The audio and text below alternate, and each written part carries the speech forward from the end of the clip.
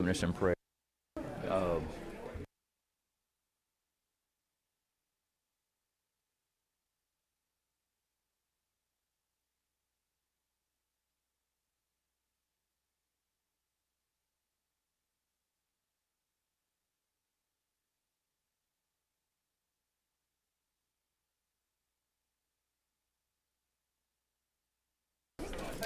Good morning, everybody. Thanks for coming to the Governmental Affairs full committee, and appreciate all of you being here. And we have a full agenda today, so we're going to try to keep a good pace. And some of these bills we're hearing, for the second or third time, and so I think we can, hit the high points and keep rolling. And look forward to hearing from a lot of you. I'm going to start by asking Chairman Lumsden to open us in prayer. Chairman Lumsden. You would please bow with me.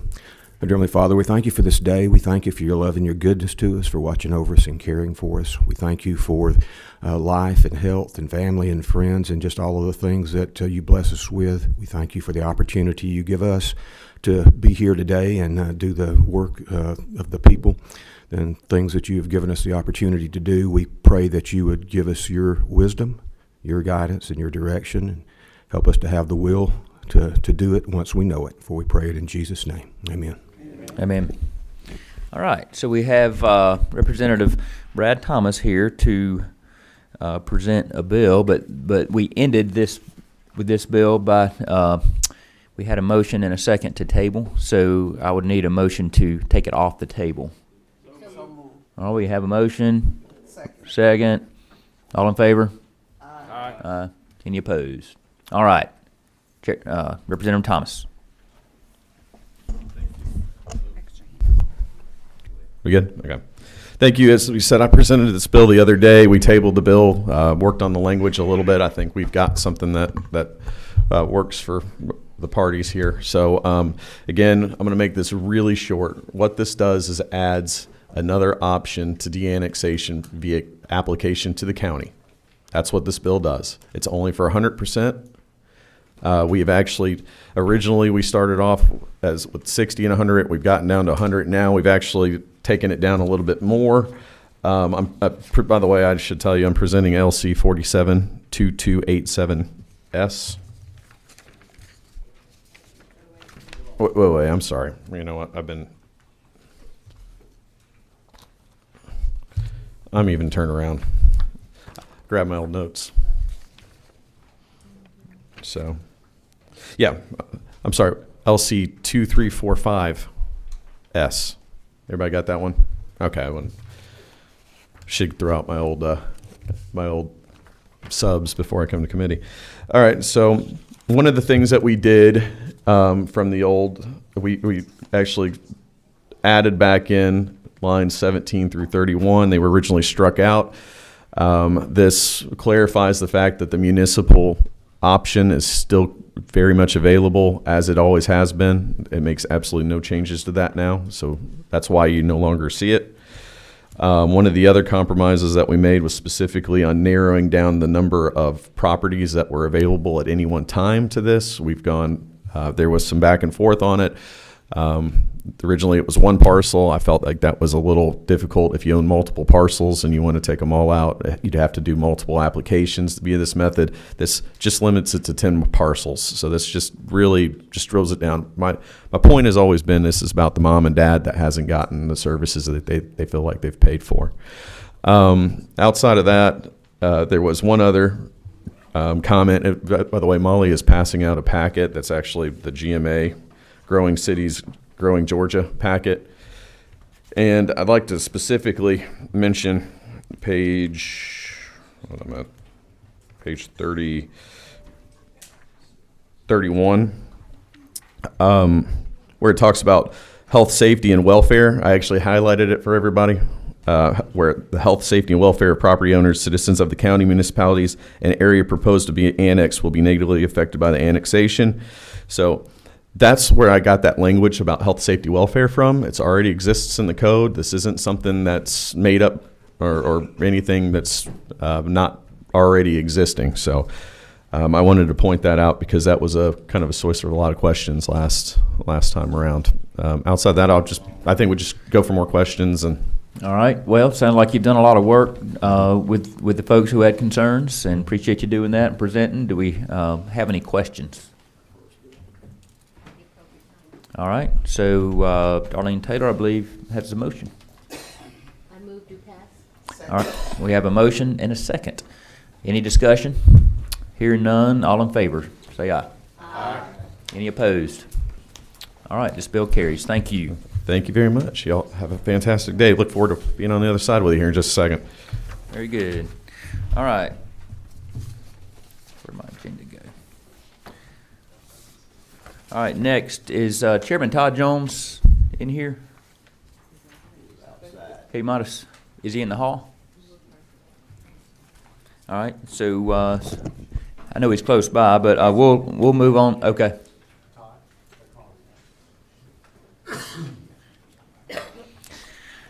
All right, so Chairman Todd Jones is going to present two bills together because they would need to be moved together, and it's House Bill 585 and House Rule 303. House Resolution. All right, Chairman Jones. Good morning, Mr. Chairman. Good morning, members of the committee. Thank you very much for taking the time to hear House Resolution 303 LC 491357 and House Bill 585 LC 491356.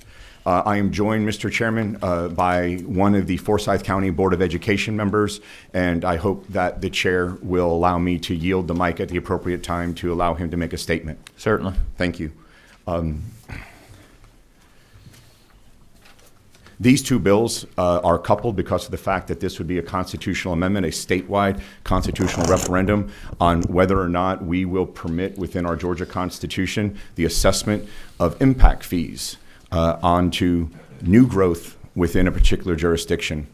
Today, impact fees are authorized by our Constitution and meted out by the municipalities and the counties respectfully for things like Parks and Rec, sewers, roads, 911, libraries, etc. As you can see, one of the things I did not note, and you can imagine if you live in a high growth community, I did not say schools. You also know within our Georgia Constitution, we guarantee a quality education, and that is a constitutional requirement that we are to provide that. So we come to you with the following. Today, the impact fees are effectively meted out in the following ways, the ones that exist in our Constitution. There is an advisory committee set up by the municipality or the committee. This advisory committee takes on the challenge of determining what are the total costs, the total revenues, in terms of what the new growth will do to that particular area. And then at that point, there is a pro rata share assigned to that particular, I'll say, subdivision or growth or commercial building, etc. This committee is made up by rule by no less than 50% of real estate and developer professionals. So to say that we have the entire stakeholder group at that committee, I think is a fair statement to make.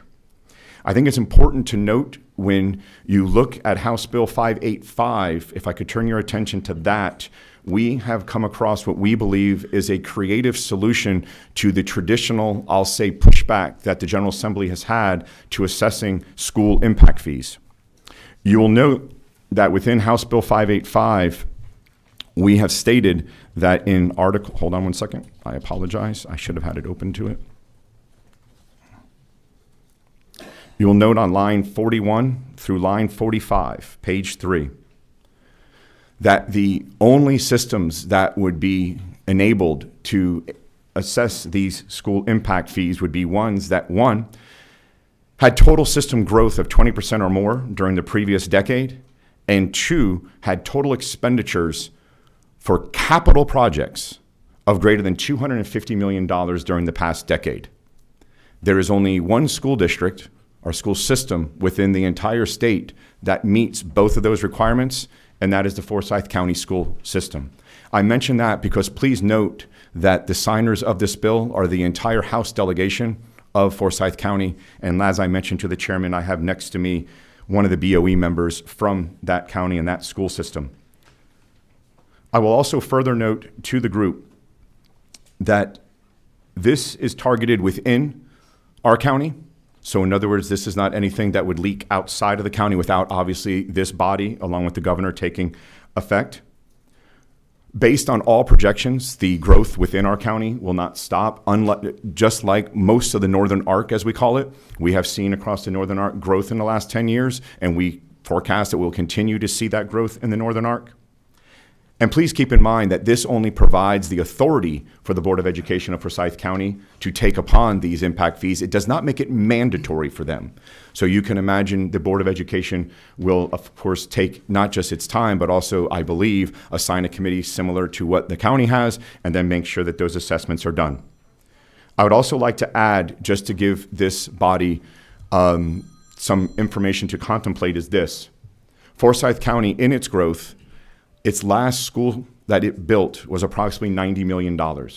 So the question that we're really asking here is this. Should the existing members of the county, or the existing citizens and residents of the county of Forsyth, should they bear 100% of the cost for the next school system or the next school building that needs to be built? Or should it be the folks coming in bear a little bit of the cost, and then obviously those that are still there will bear a little bit of the cost? And that ultimately, we believe, is what is, I'll say, the crux of the matter in terms of how it is that we will be able to do this. Mr. Chairman, I have several other points, but I do not want to belabor it, and I'll go ahead and yield right now. And Mr. Chairman, I don't know if you'd like to go questions or if I should yield to the gentleman to my right.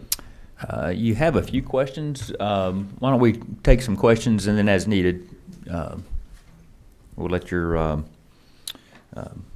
guest speak. So we'll start with Representative Ali Yehi. Thank you, Chair. Chairman, good morning, and appreciate your presentation.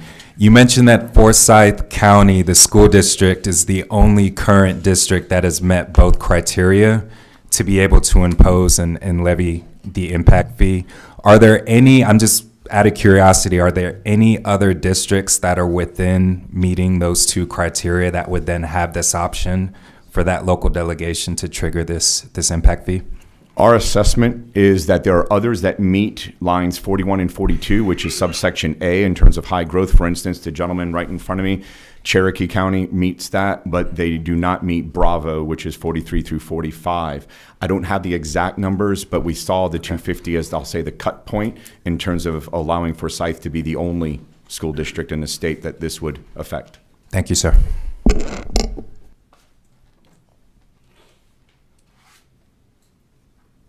All right. Representative Gullett. Thank you.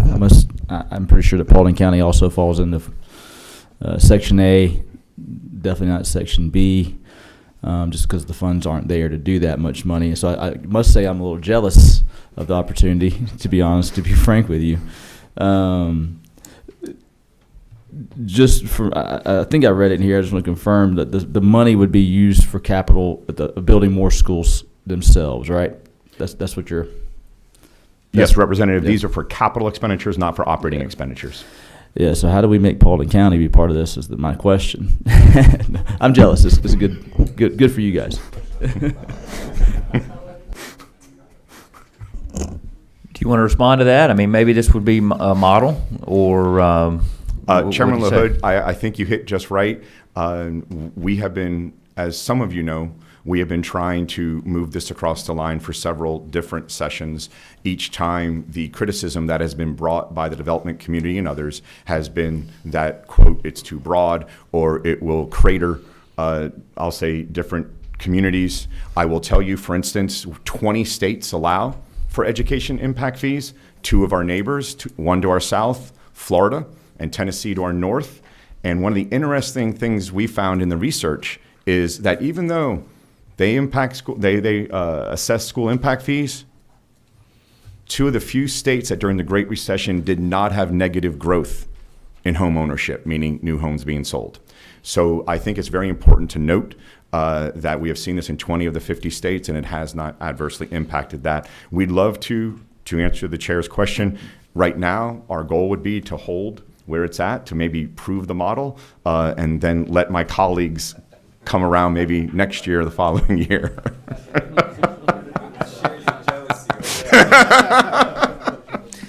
All right. A few more questions. We'll move on to Chairman Taylor. Thank you, Mr. Chairman. I think this is great, and I do see the value in it for taxpayers and citizens. Everyone needs to have this. I do have a question because I was familiar with Florida and what they do. Do you allow an option for them as part of their development in a community to build the school? There are some places where part of their development is they say, okay, we're going to build X number of houses, this development. We will include in this a neighborhood school. Chairman Taylor, it's not in the bill, but I can tell you from just my time in Forsyth County, and I do not want to speak for the Board of Commissioners. I will allow them to do that themselves. I know that for larger subdivisions, and I mean massive multi-use I'm subdivisions, from Florida. there have been those type of negotiations in terms of either the contractors building it or hypothetically a certain number is set aside for the building of a school, 50 million, 60 million, et cetera. So this would allow them on a local basis to determine if that's the way they want to go.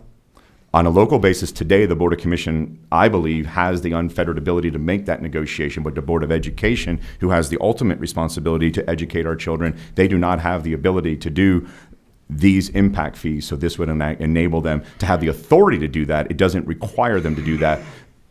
Mr. Valdez and his colleague, his 4 other colleagues would have to make that vote. Okay, thank you. All right. Representative Roberts. Thank you, Mr. Chair. This does sound really attractive. I'm just curious, in Florida, we are also talking about housing affordability in Georgia. Mm-hmm. And so the offset to that is more impact fees it just gets passed through to the purchaser or the renter, typically from the builders and developers. So have home prices risen as a result of these impact fees? Well, Representative Roberts, I would suggest to you, I could find 10 studies, 5 would say yes and 5 would say no. I don't mean agree. to be non-committal to your answer, but may I suggest to you an additional perspective, not to suggest that perspective is not one we should I'm think just of. asking. But an additional perspective is it does come back to the question. And remember, this is just on new growth. It's not as if this gets transferred every time there's an existing home that's sold, but rather we continue to think about the distribution, or I'll say the equity of the burden of that growth. Should it rely 100% on, I'll say, existing citizens and residents of Forsyth, or should there be some level of, I'll say, sharing? I don't agree. I don't disagree with that at all. I guess my only thing is when those prices go up, everybody else's prices go up, so taxes go up anyway. So existing homes a lot of times. Well, again, to your point, like I said, I believe out of 10, I'd go 5 and 5. 5 would say they do, 5 would say they would not. Yeah. But I think at this point, I think it's speculative. Right now, the Forsyth County Board of Commissioners on residential does circa $3,000. We have not seen any slowdown within Forsyth County. I believe the Board of Ed will be, I'll say, deliberate if they do decide to do this. We clearly do not want to cut growth down. That is not the intent of this bill. So it's going to be up to them on how they throttle that if, in fact, they decide to do it. Well, I'm interested to see how it goes. We are too. Thank you. All right. Representative Thomas. Thank you, and I share my friend Representative Gullett's desire to also meet this. I want to tell you that this is a fantastic bill. I love this thing, and I want to share an anecdotal story of why I love this thing so much. Several years ago, there was an annexation into the area. It was a development that was pretty much twice any of the other density of anything else around it. And at the time, I wasn't in office, and I attended a public hearing. And during that public hearing, I'll never forget the lawyer. We went through and we saw all of the school districts and how this neighborhood was going to affect. And we're 127%. The school's going to be at 99%. And this neighborhood literally pushed it to that limit.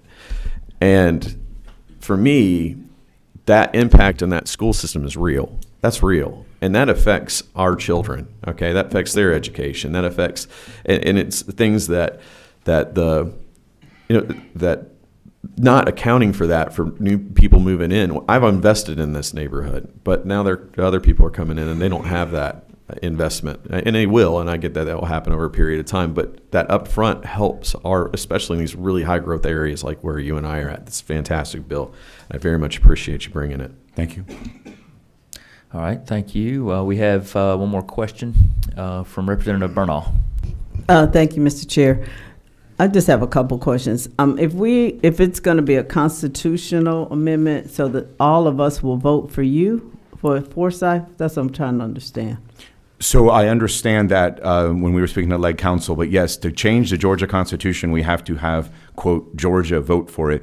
You will note toward the very back of the bill, we are asking for this to be voted on the general election of 2024. But ultimately, the way the Constitution will be modified will, some would say conveniently, but some would say prescriptively, it would only apply to the school districts that can meet those two criteria, growth and spend. And today, that would be Forsyth County. Other question. Do you all get SPLOST money? We have Your school. I mean, yes, yeah, your we school. have an eSPLOST. Yes. Okay. So you all get the penny? Yes. Okay. You all don't use that for building schools? Yes, we do. You do? Yeah, we do have an eSPLOST in effect, and it is used primarily for capital outlay. Okay. Thank you. All right. Chairman Jones, would you like to introduce your guest and allow him to make comments at this time? If you don't mind, would that be okay, Chairman? Okay, yeah. Okay. Everyone, I would like to introduce you to our newest Board of Education member, Mr. Mike Valdez. And Mr. Valdez has some prepared comments for you. Thank you. Good morning, Mr. Chair, members of the committee. My name is Mike Valdez. I have the honor of serving on the Forsyth County Board of Education. I'd like to thank all of you for your service to the state of Georgia, and Representative Jones and the Forsyth County delegation. I'd like to thank you all for the efforts to move this important legislation forward. We'd like to think that Forsyth County Schools is a large school system with a small town feel. Our strategic mission for our students can be summarized in 3 words: safe, connected, and thriving. Our school system is fortunate enough to provide for the education of 54,000 students and employs more than 8,000 staff. We're home to 42 schools, 1 college and career high school, and 7 support facilities. This makes us the 5th largest school system in the state of Georgia and the largest employer in Forsyth County. To put these numbers in perspective, you couldn't fit all of our students inside Braves Stadium. We're also a very fast-growing county, very fast, which makes us a very fast-growing school system. To add some substance to that claim, Forsyth County is the fastest-growing county in Georgia and the 6th fastest-growing county in the United States of America. In the past decade, our student enrollment has grown by an unfathomable 44%, requiring us to have built 9 schools over the last 10 years, representing an educational investment north of $400 million. This is a massive investment in student outcomes. Several studies indicate that Forsyth County is projected to double its population in the next 15 to 20 years. In other words, there's no end in sight. People are coming to Forsyth County. On the bright side, our growth has resulted in an unprecedented increase in the diversity of our population, and we're proud to say that today we are a minority-majority school system. This demographic shift has positively impacted our schools in so many ways. Highly motivated students come to our classrooms from all over the world. We represent 129 countries and 69 languages. Our students consistently achieve at very high levels, and we consider that the thousands of certified professionals that work in our system are the best in the state. I'd like to take a moment to thank the teachers and staff of Forsyth County Schools for everything they do for our children. But with rapid growth comes growing pains. Simply put, growth means more families means more students, and more students means more schools. There's just no way around it. Like it or not, as our population grows, we have to build new schools. This complex dynamic is largely outside of our control. We have no jurisdiction or say in how fast our population grows. Nevertheless, we're required to respond and educate every student, every child that comes into our county. This has resulted in extraordinary measures, such as taking on large amounts of debt and levying additional taxes to offset the cost of new schools and related infrastructure. It's also caused us to struggle to provide competitive pay and keep up with neighboring counties.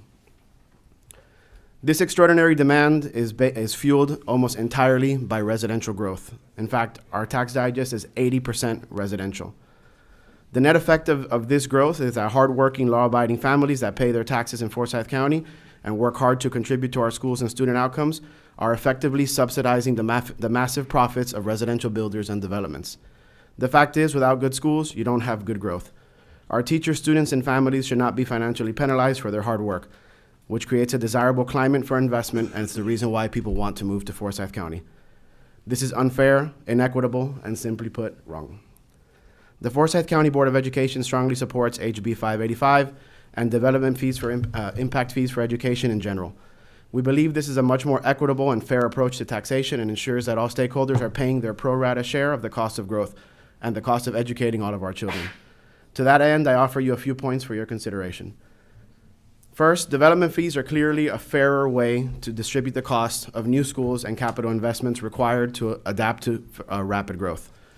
Impact fees are a usage tax that can be linked directly to increased demand on public infrastructure.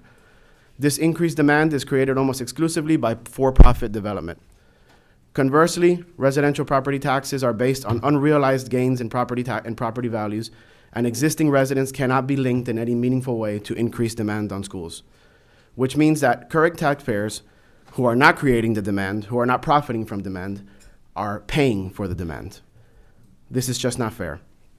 Developers and new residents should contribute their equitable pro rata share of the cost of growth and development. They should invest in the success created by our schools like the rest of the county does.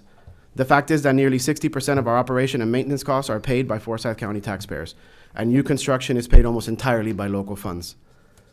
Next, the Forsyth County government, and indeed many other counties throughout the state, already collect development impact fees for infrastructure such as road, 911, parks and rec, library, sewer, etc. They've done this for many years.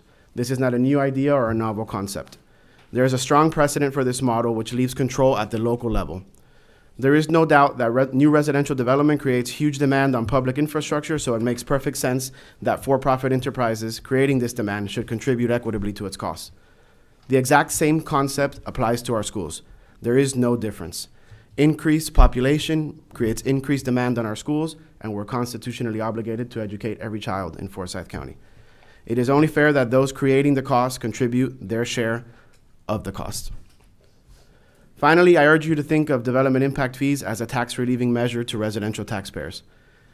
These people that have long paid into the system and contributed materially to the success of our schools, which now creates a draw for new residents. If developers are not contributing to the financial growth of our system and the cost of growth, then current residents will inevitably be taxed at ever-increasing rates to make up for that difference. There is no way around it. As public servants, we all endeavor to look for the best ways to ease tax burdens and allocate costs where they are best suited, where they are equitably assigned. I believe that development impact fees does exactly that, and that is the position of the Forsyth County Board of Education, and we ask for your support on this bill. Thank you, Mr. Valdez. Appreciate that. Thanks for being here.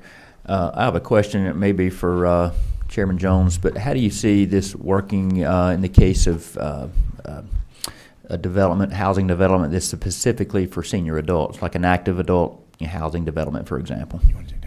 Would these fees be charged to those types of developments that wouldn't be burdening the school? So this is a question that we've not specifically answered. We're still in the very early phases. I will say that Forsyth County is one of only 2 counties in the state of Georgia that does not apply school taxes to people over 65 years of age. So I think there's good precedent that we wouldn't apply this to those types of communities. But again, I don't want to get ahead of the board on that. I'll add a little bit of color to Mr. Valdez's point. The two are a full tax abatement, where there are other counties that give a partial tax abatement. The second one is we would not expect this to go against, for instance, commercial development. To Mr. Valdez's point, right now our tax digest is 80% residential, 20% commercial. We'd love to get that more kind of 65-35. And finally, I would say, since it has not been assessed yet, and I think it's in the thinking stages, knowing that there would be no burden coming out of those senior citizen, I can't speak for the BOE, but I doubt that it would be applied. Okay, thank you. We're going to take a couple more questions, then we have a member of the in the audience that wants to speak. So we'll go back to let's see, Representative Anderson. Thank you, Mr. Chairman. And understanding this bill is looking forward, I'm just going to kind of get a perspective for myself, looking backwards a little bit. Approximately what is the East Block collections for the county at this point? So we are in the first year of our current East BLOS, and it has a $350 million maximum over 5 years. Okay, and that's the cumulative over the 5 years? Over 5 years, Okay. correct. What, on an annual basis, approximately what has the capital budget for the Board of Education been? Do we know that number? I know that, Capital- again, I know that varies. Total budget or capital outlay? Capital. It's really hard to predict. Over the last, like I said, over the last 10 years, we've built 9 schools, and in the preceding 10 years, we've spent north of $400 million on capital outlay. Okay, thank you. All right, we're going to take one more question. We're going to go to Representative Roberts, and then go to our speaker from the audience. Thank you, Mr. Chair. So I just want to make sure for everyone up here who's jealous, the constitutional amendment, it would allow the schools to do this in any county, but it's the $250 million in the act that restricts it right now to Forsyth County. So technically, this body could go in later and amend the act without a constitutional amendment again, correct? Representative Roberts, I believe that to be the case. That's my understanding, but Leg Counsel is here, so if we needed to get, Okay. I'll say a 100%, I would ask Leg Counsel to opine on that. Okay.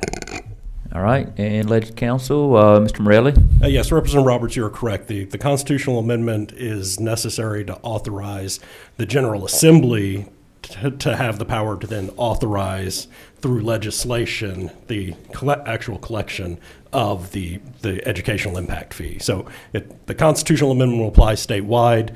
The enabling act before you, though, is drafted apparently in such a way to only apply to one county at this time. Okay, thank you.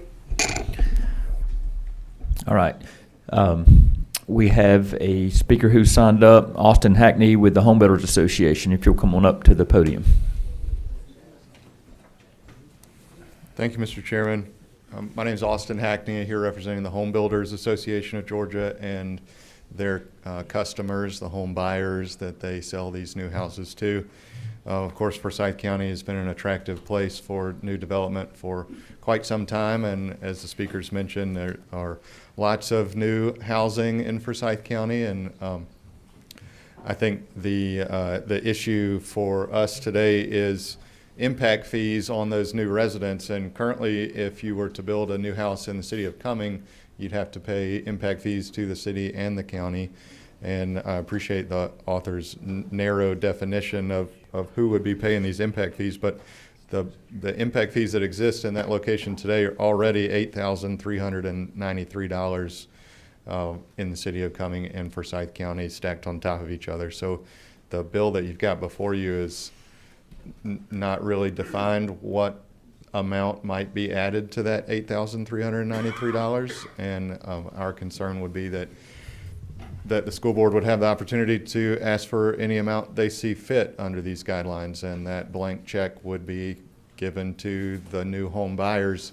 Those home buyers are not necessarily new residents to the county, they're just purchasing a new construction home. So they could have lived in the neighborhood next door for 30 years before building their dream house and retiring there for the duration, but all of a sudden they're going to be assessed impact fees for that new house without providing necessarily an impact on the community. So my ask for you today would be to consider that we are in a housing affordability crisis statewide, and there's an opportunity for this body to take several actions on several different bills that might reduce the cost of new housing. This bill specifically would add to the cost of new housing.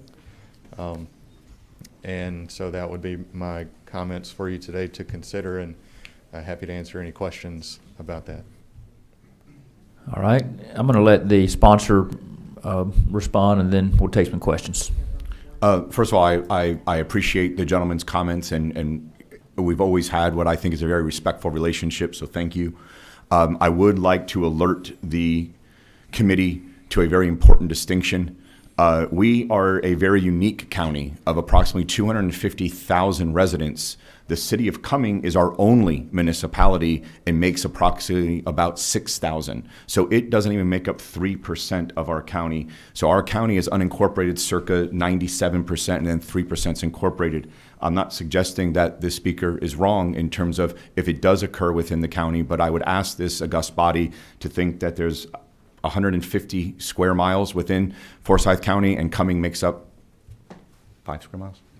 Maybe 5 square miles. So I think ultimately this would be assessed against that, and I still would come back and ask the same consideration. This gives the BOE that ability to do it, and the BOE would be able to either throttle up, throttle down based on a committee made up of no less than 50% real estate and developers and public opinion in terms of what it should be, in terms of what that amount would be. Okay.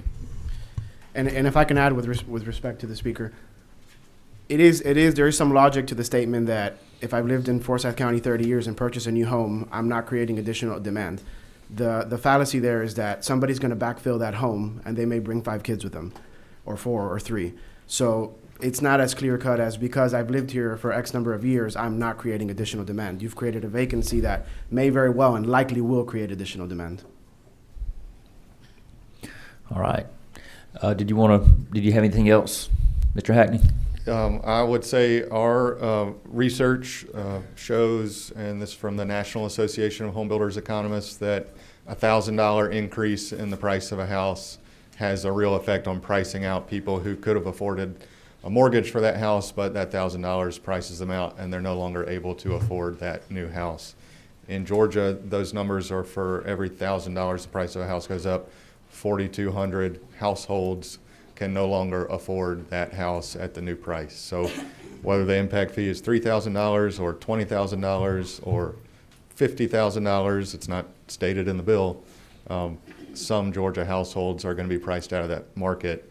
And during the middle of a housing affordability crisis, I hope the body will consider whether that's an action we want to take today or not. And I would humbly ask you to oppose this bill and continue to allow all of our school systems in Georgia to collect money for capital projects through all the revenue streams that exist to them today.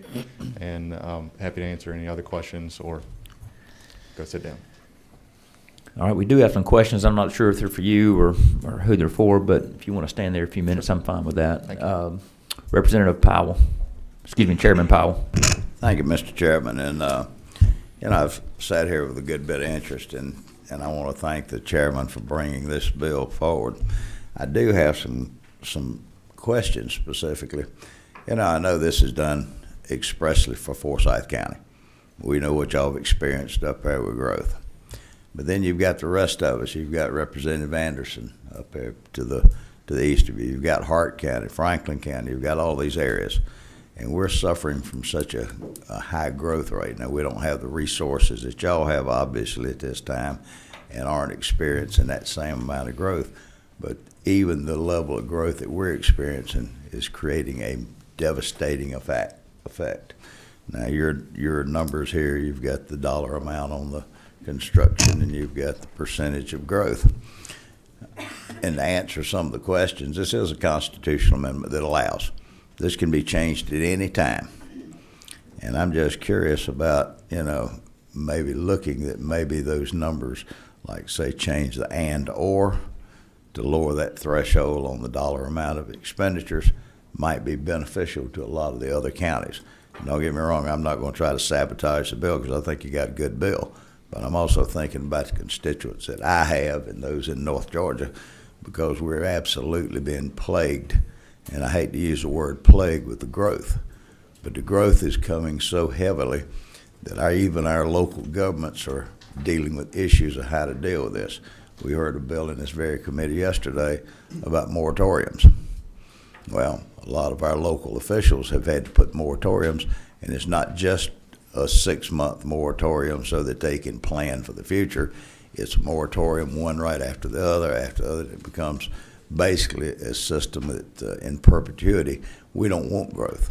Well, you get in, if you say you don't want growth, that's fine and dandy, but you still get into a philosophy of personal property rights. People do have a chance to come up. They want to come to Hart County. I may not like some of them because I don't like where they're from. And they may not vote the same way I do or have the same thoughts that I have, but at the same point, I have to respect that's their right if they have the finances to come. But I'm getting around to the point of this that, this is a tool that would be put into the arsenal of the school systems, and I certainly agree to it. But why not make this a little bit broader so that the rest of us that have those same issues, that we could put those same arrows in the quiver of the local school system for them to be able to benefit from this idea also. First of all, Chairman Powell, thank you for the comments. The first couple times that we tried to move this to the General Assembly, the first time it did say shall, and that died on the vine very quickly. The next time we tried may, in a sense, to the point that you're making, sir, put the arrow in the quiver, but it's not required. If one of the 180 school districts wants to do it, then I would say Godspeed and please do well. That also, I'll say, got significant pushback and we were able to get traction. The decision was, I will not say to you that it's the master decision or it's one that is set in stone, was could we define it so narrowly that effectively we created one battlefront, and that's the Forsyth County school system, so that we could prove to, I'll say, the naysayers, doing this just like we've seen in Florida and just like we've seen in Tennessee does not suddenly throttle down growth. It just assures that there's an equitable distribution of the cost of building that school system, just like there is an equitable distribution of the cost around sewage, libraries, parks and rec, and 911. So we are philosophically on the same page. Absolutely. My question to you, and I think to everyone, would be, how could we possibly show that this is not as detrimental, and then possibly look down the road to maybe expand it? But I'm not that wise. I'm not Nostradamus. Well, I certainly do appreciate your position, and I certainly respect what you're doing just for your county. And I'm not going to be an obstacle to that, because I also understand, having been up here for a couple of years, I understand the process, that at some point we don't know who the mystic powers that determine what should and should not move and what may be best for the overall state policy. But I think that what we're fixing to do is, hopefully by doing this for Forsyth County, if it moves forward, that there will be at some point, may even be during this session, that these numbers get changed. But at some point it'll open it up for the future, that other counties are going to be like those of us in Northeast Georgia, that we're being absolutely inundated with the cost of the building and the construction, and why we may not have a 20% growth in students. As we all know, that the old saying is, well, we're just doing it for the children. Well, we want to have good schools, we want to have good buildings for them and all of that, but all of these counties are having the same effects. And my concern is that I'm seeing my area of North Georgia, Representative Anderson's area next to me and all, we're seeing the same inundation of growth that y'all have seen in Forsyth County. Luckily for us, we're a little bit further out, and the toothpaste hadn't got slap out of the tube up in our part of the country. But I just want to make a point that this is something that I think that needs to be open and available to all counties. But I want to thank you for bringing this, and the folks up in Forsyth ought to be proud of you, and the whole delegation. Thank you. All right, so we're going to take a couple more questions, and we'll entertain a motion. I'm going to go next to Representative Anulowicz. She's been waiting a while. Oh, thank you. No, I'm just looking through, and this is a 585 question, and it has to do with that 20%. And I know that the 20% would be, has to have happened during the preceding 10-year period. So you can't say with this bill, for example, okay, you're coming in and you're building a multifamily development. Well, based on the number of units, that's going to mean 20%, because I know we've done and I live in a county, for context, Cobb County, which has a very, I would say, a high growth school system, but not necessarily in all parts of that school system. Some parts are actually contracting a little bit. I happen to live in a part of the county that is definitely experiencing a lot of growth. But so someone might put in a multifamily in an area that's appropriate for that and zoned for that. And some folks might say, oh, and the school system could potentially come and say, oh, well, you're putting 250 multifamily units in there, so that's going to mean that we're going to have whatever the number, 72 more kids or 400 more kids. But when in reality, those multifamily units might have 12 kids, maybe 10 kids, which is frankly the same thing as my cousin who lives in Forsyth County and has 6 kids moving to a neighborhood, and one of her friends who also has 6 kids moves in next door. That's that same, that's that same kind of increase. So I'm glad that it's the preceding 10-year period, because there's a demonstrated growth. But again, how is that?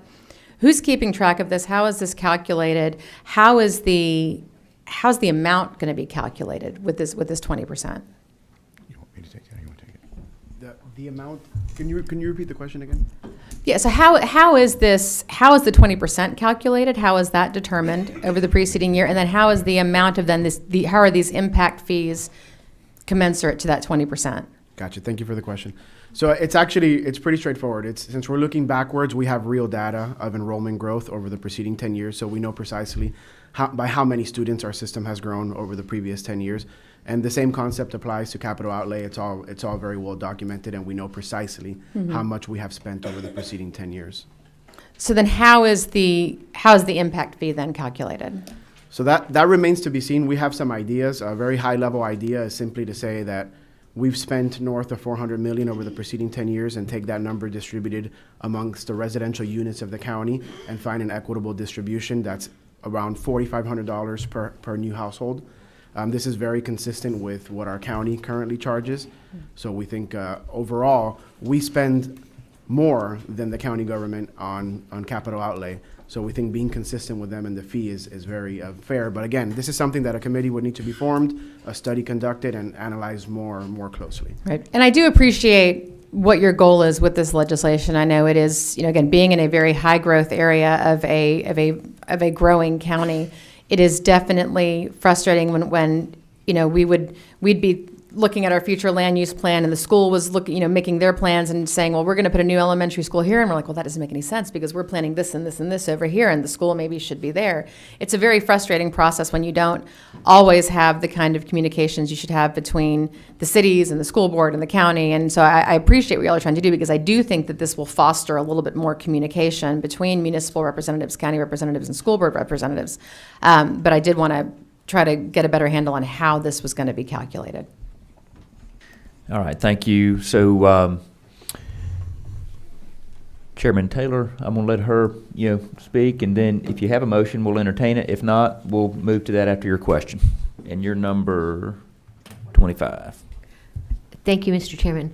Mr. Chairman, I had similar questions about how you calculate it. Is it going to be something the committee determines how and when? And it's almost like you're going to be playing catch up. If you see this going on and you're in the same position now. Looking back 10 years, I get it. But some of that growth has happened in 4 or 5 years. And that's a concern. I don't want you to be playing catch up. I want this bill. I just want to make sure we cover everything. And the determination, again, what if the south end isn't growing and the north end is? Do you evenly distribute that? That's kind of where I'm at. Or is that too minute right now? I would suggest to you, Chairman Taylor, I think those are the right questions to ask. We have had those conversations with the BOE, frankly, at a cursory level. Maybe we didn't want to jinx it in terms of assuming that this was going to make it through the General Assembly. However, you're absolutely right. The committee that would be formed would have the obligation not just to look backwards, but to also look forward. Right. I would tell you empirically, if I was thinking of Forsyth County as, and think of the front of a jigsaw puzzle, in terms of what it's going to look like once it's fully built out in 4 or 5 decades, I would say to you, naturally, Central and North Forsyth will experience more growth over the next decade. I'm just saying that empirically. I have no data to show you that, but that's what my gut would tell me. So how the BOE and its committee work together with the developers and the real estate association to basically make the determination of not just what the costs are, what the pro rata costs are, and where it would be distributed. My hunch is they'll put schools where they're in most demand. So my hunch would be a vast majority of our new schools over the next, say, decade or two will be in the central or north part of our county. Okay, thank you. All right. Would anybody like to make a motion? On House Bill 585 first. Excuse me, Mr. Chairman, could we just confirm with Leg Counsel if we have to do the resolution first? I'm not sure. Stewart. I don't think it necessarily matters, just to be on the safe side. If the constitutional amendment doesn't make it out of committee, then addressing the second bill is moot. And so legally and procedurally, no requirement. Practically, may make sense to do the resolution first. Okay. So I'll entertain a motion for House Resolution 303. All right, we have a motion and a second. All in favor, say aye. If there's no discussion. All right. Any opposed? All right. The resolution carries. Now we'll entertain a motion for House Bill 585. Move to pass. We have a motion. We have a second. All in favor, say aye. Any opposed? The bill carries. Thank you, sir. Thank you very much. All right, let me see what we got next.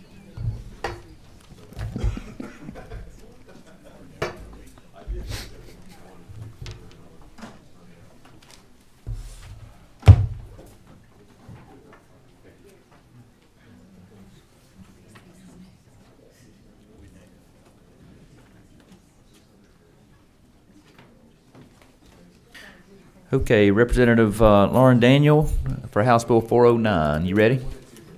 All right, come on up.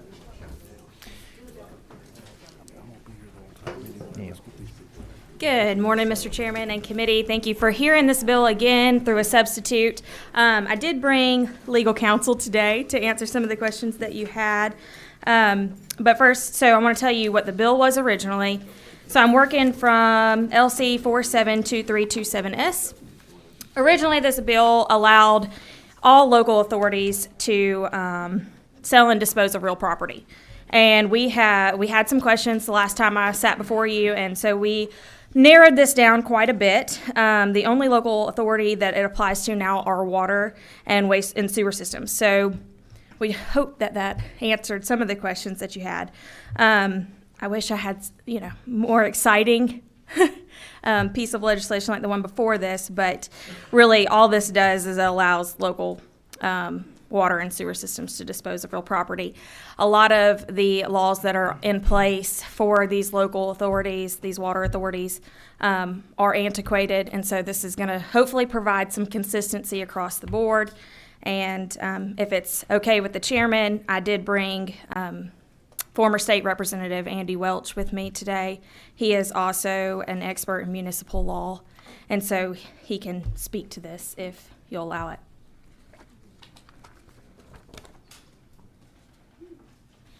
All right, yes. Mr. Welch, if you want to make your way up and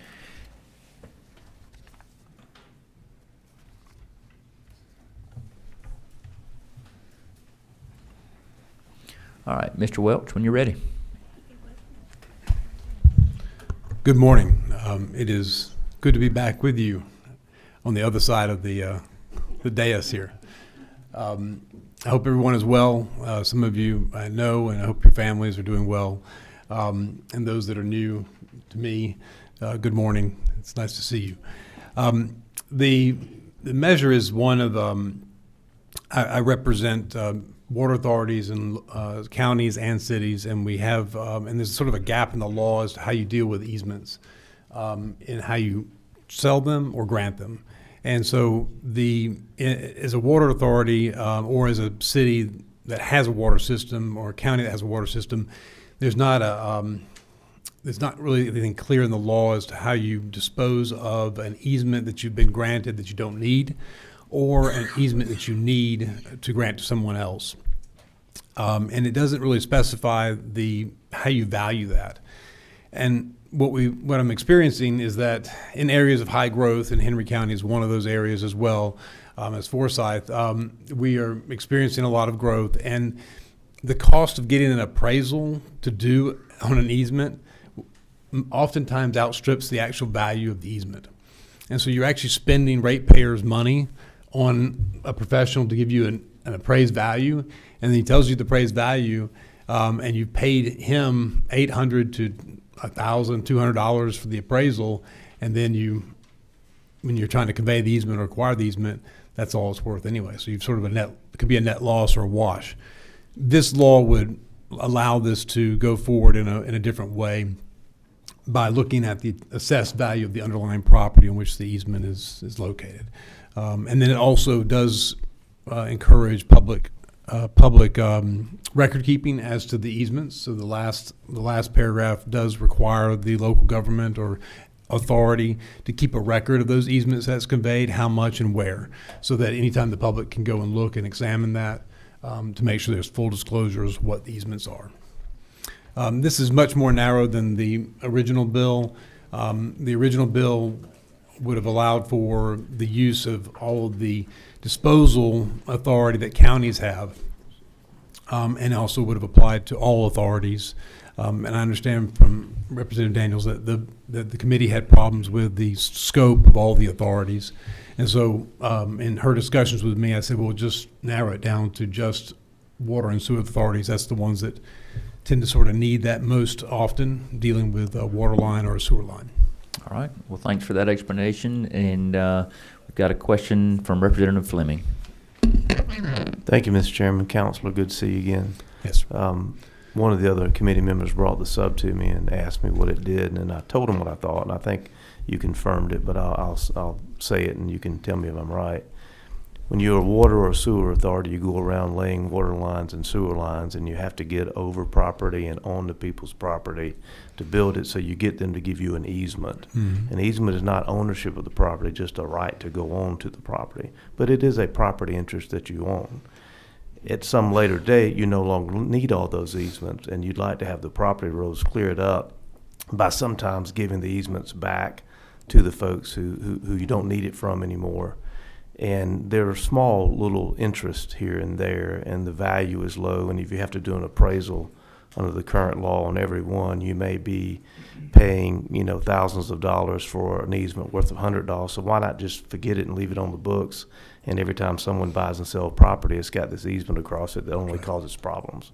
And so when I read it, I said, this is a more streamlined way, as you said, to clear up the property rolls and get rid of easements that are no longer needed in an economic way that doesn't cost the taxpayers a lot of money.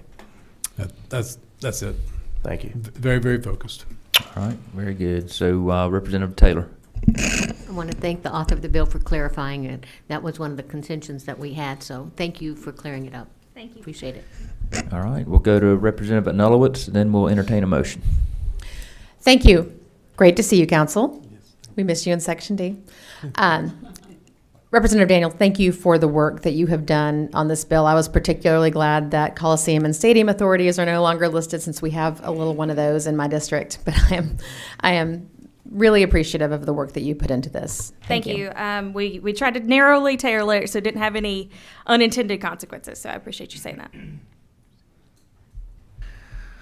All right. Does anybody want to offer a motion? Or we have a do pass. We have a second. Any discussion? All in favor say aye. Aye. Any opposed? The bill carries. Thank you. Thank you, members. Thank you, Mr. Thank Chairman.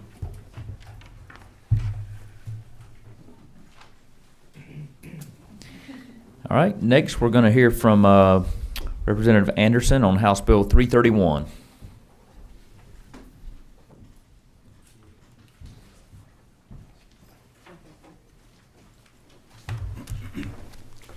Thank you, Mr. Chairman. House Bill 331 was transferred from Ways and Means Committee to this committee because this is actually where we kind of expected it to go to begin with. It's a little more fitting to the subject matter.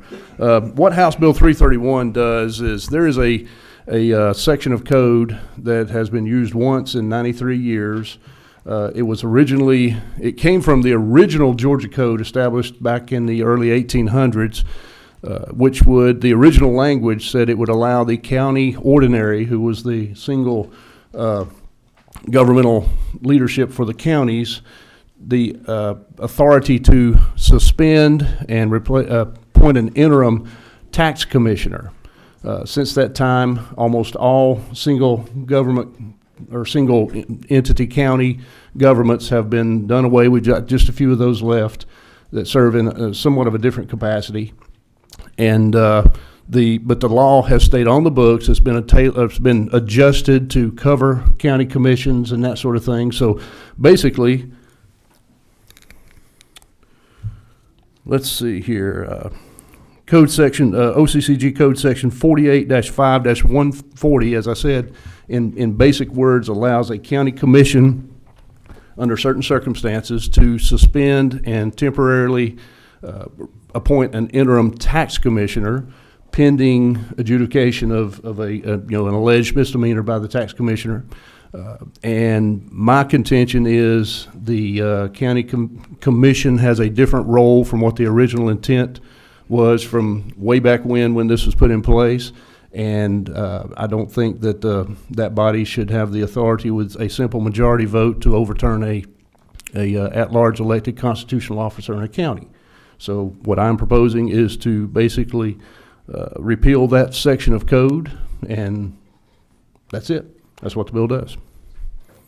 All right, got a couple questions. We'll start with Representative Fleming. Thank you, Mr. Chairman.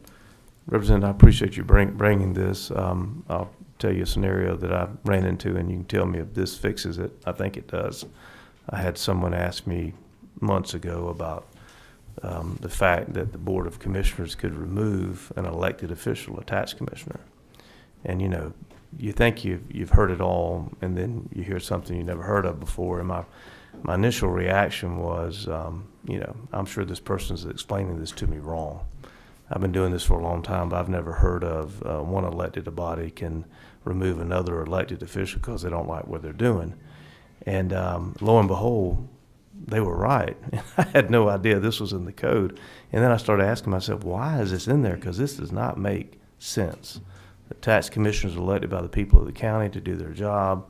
You have a political vendetta on the Board of Commissioners for any reason, and all of a sudden they can remove them from office and appoint somebody. I never heard of that. And you may have explained it. You can tell me if this is what you suspect also. There was a day when the tax commissioners were paid based upon the amount of money they brought in. And if you had a tax commissioner who legally got 1%, say, but, you know, 100 years ago, I suspect a lot of cash was being dealt with, and all of a sudden the county commissioners found out there were sticky fingers in the tilde, they may need to take quick action to address that. That's the only thing I can imagine why we've got this archaic thing on the books, but you correct me and tell me if you have any idea about that. I suspect you're absolutely correct, Mr. Representative. Just as a point of clarification, there are specific guidelines listed in this code section that says that the commission can act based upon. However, my contention is those guidelines are covered in multiple other sections that have been put in place since that time. Specifically, in that same code section, 145 says if this is a summation. If a tax commissioner fails to make payments, make false returns, or refuses to file reports, Board of Commissioners can report the facts to the governor. The governor gives the tax commissioner 10 days to respond to the allegations. Then the governor decides whether to remove the tax commissioner or not. And that is, correct me if I'm wrong, the code section we put in to deal with several elected officials that have problems, and now tax commissioners will be covered by that, not this old statute that probably attempted to deal with the same problem. That is correct. Yes, sir. Yes, sir. Thank you for the question. All right. Representative Gullett. Thank you. Yeah, I'm glad that interaction just happened because it helped me understand exactly. Yeah, so tax commissioners, definitely are constitutional officers or constitutionally elected by the county, or constitutional officers of the county, I guess. At large elected, yes. You said it's been used one time in 93 years or something like that. Was that a recent use of it or previous use? That was a use within the last 2 years. There's there's currently a court case pending regarding that particular scenario. Gotcha. This particular bill is apolitical. Okay, there's nothing in my intent to carry this bill that has anything related to the usage of that. Is simply to correct something that I feel is unnecessary in the code and extends an authority to one governing body over another governing body that I don't think should exist. Yeah, I totally agree. It's crazy bananas that the commissioners can remove a constitutional officer. Thank you. Thank you. All right, Representative Anulowicz. Thank you. I was looking, it looks like in case law the last time this code section was referenced was 1931, which is I believe quite that a while is correct, ago. yes. Are there any current cases happening that are involving this code section that might be impacted? Okay. Well, there is a current case going on. Now, it's my understanding from discussions I've had with people who know much more about the law than I do that I am not one of those people. that court case should not be affected by this what we're looking at doing here, because the case will be decided based on the law that was in place at the time the suit was filed. What level this is me not being a lawyer, right? Like, what level is that in? Is that in the initial trial? Is it an appellate? No, it's in the initial trial. There's been some issues that have delayed the situation, but the case is expected to be heard by the end of the year. It's my understanding. Okay, but this would not, if we repeal this, this would not impact that current litigation because this code section was in place when that litigation began. I will answer your question to the affirmative because the people that are more learned on both sides of you are shaking their Look at the lawyer heads. next to me. Thank you. All right, I don't see any more questions. Do we have a motion? All right, we have a motion. Second. All in favor, say aye. Aye. Any opposed? The bill carries. Thank you. Thank you. All right. I see my friend Chairman Shaw Blackman just walked in, and so we'll move to House Bill 426.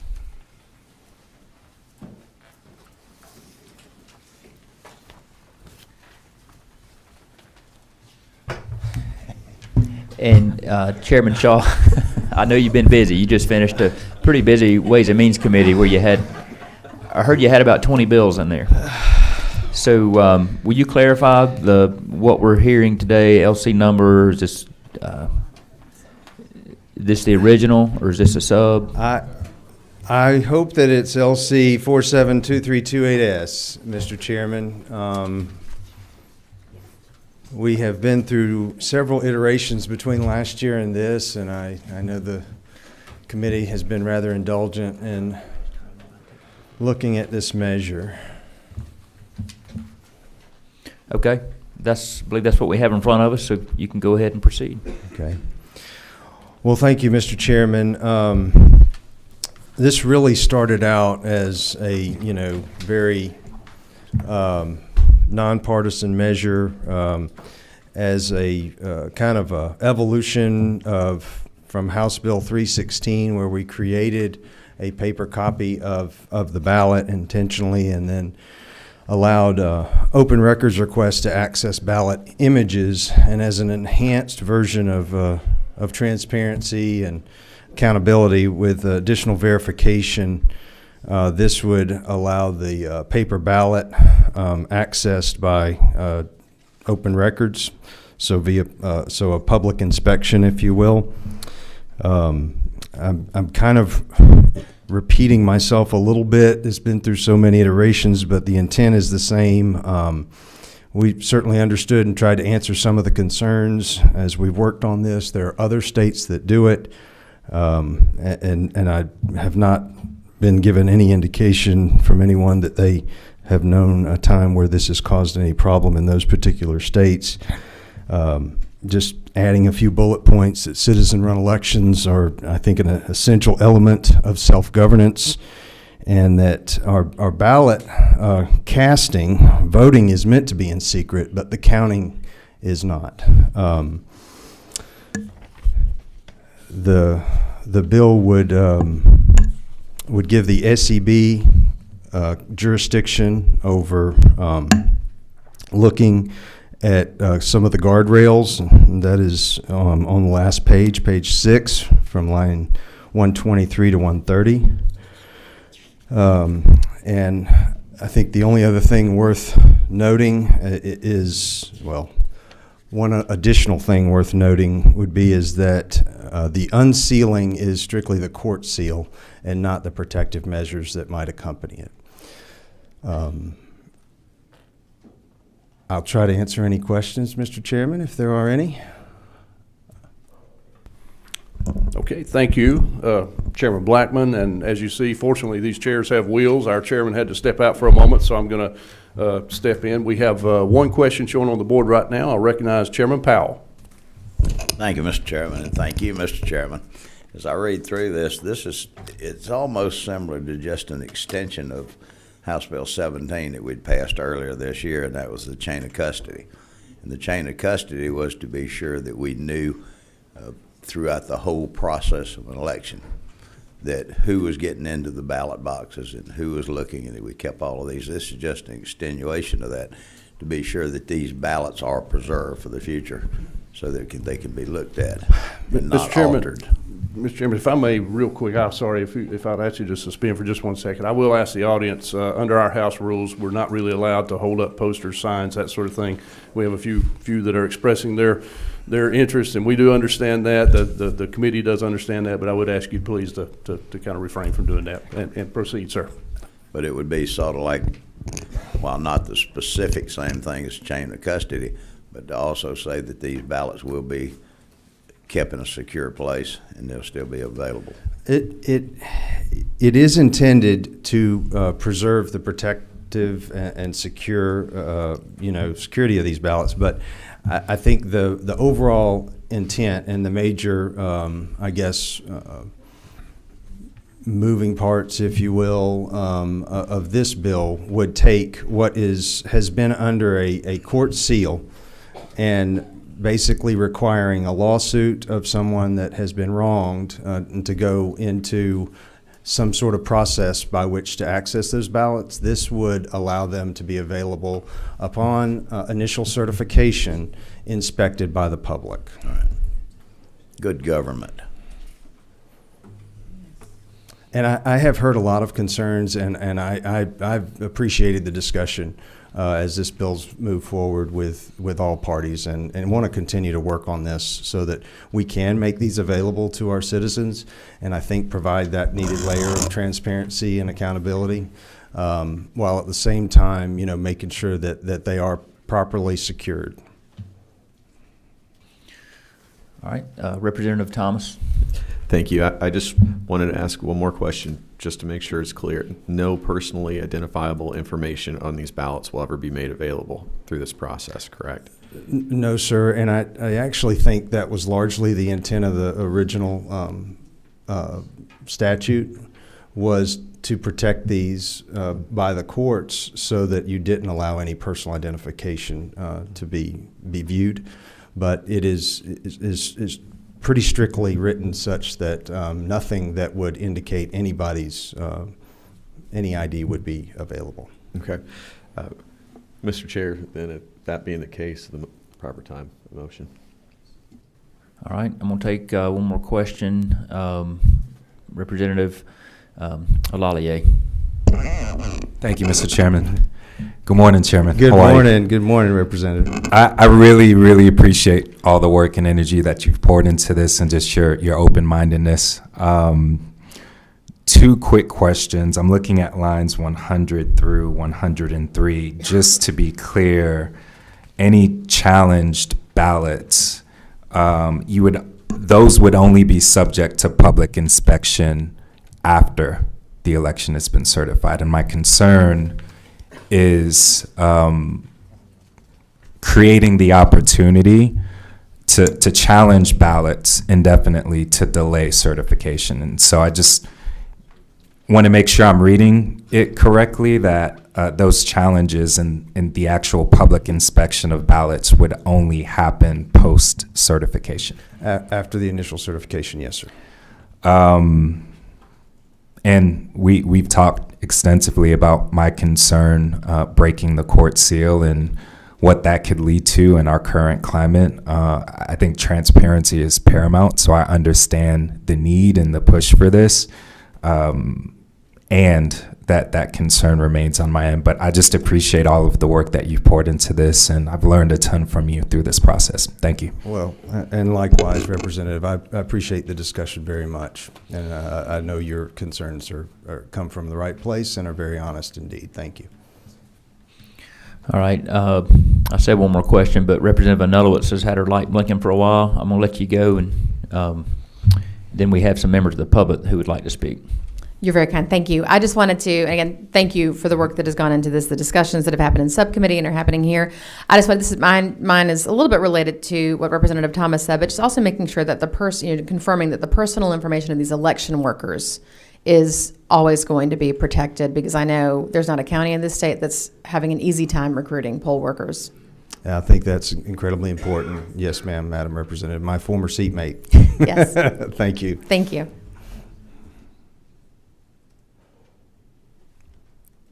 All right, so we have some members of the public who would like to speak, and we have several, and we still have some other measures to hear today, so we're going to ask you to keep your comments to 2 minutes, and we'll start with Mr. Vic Tripp. Come on up to the podium, and I'm starting the timer. Thank you, Mr. Chairman. My name is Vic Tripp. and I'm here representing voter GA in favor of the bill. I intend to show why it's critically important to allow independent audits of the election results, just as banks and any sizable business allows an independent audit of its finances. Many words I've heard spoken in hearings like this show an ignorance of bombshell information that has come out in this last year. One of the biggest is that our own U.S. government reversed its position on the 2020 election, which was said to be the most accurate and secure in history. Then on June 3rd, CISA, which is the agency most responsible for the cybersecurity of our elections, published ICS advisory ICSA-23-154-01 entitled Vulnerability Affecting Dominion Voting Systems ImageCast X. And it's fairly short, but I'll just quote a few parts of it. They listed 9 fatal flaws in machine security. The first one was improper verification of cryptographic signature. And that's not meaningful to many people, but here's the result. An attacker could leverage this vulnerability to install malicious code, which could also be spread to other vulnerable ImageCast X devices. And if you read through the others, they have all very similar results that can happen. And so they all lead to the same disaster, that hackers installing their own code and data. And the DHS offers very little in the way of patches or fixes. In fact, essentially nothing. They offer workarounds and ways to, the primary thing they offer is that after an election, conduct rigorous post-election tabulation and audits of the human-readable portions of the physical ballots. So that's why this is so critical. Thank you, Mr. Vick. I'm sorry to have to stick to a pretty tight schedule, Okay. but we have some other speakers that want to speak in favor of the bill as well. Essentially, the debate is over on this security thing. All right.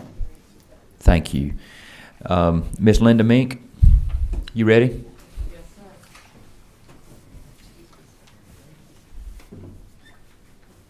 All right. Thank you, Ms. Mink. Thank you, Mr. Chairman and committee members. I've been very active in politics in my county, Coweta County, for a long time.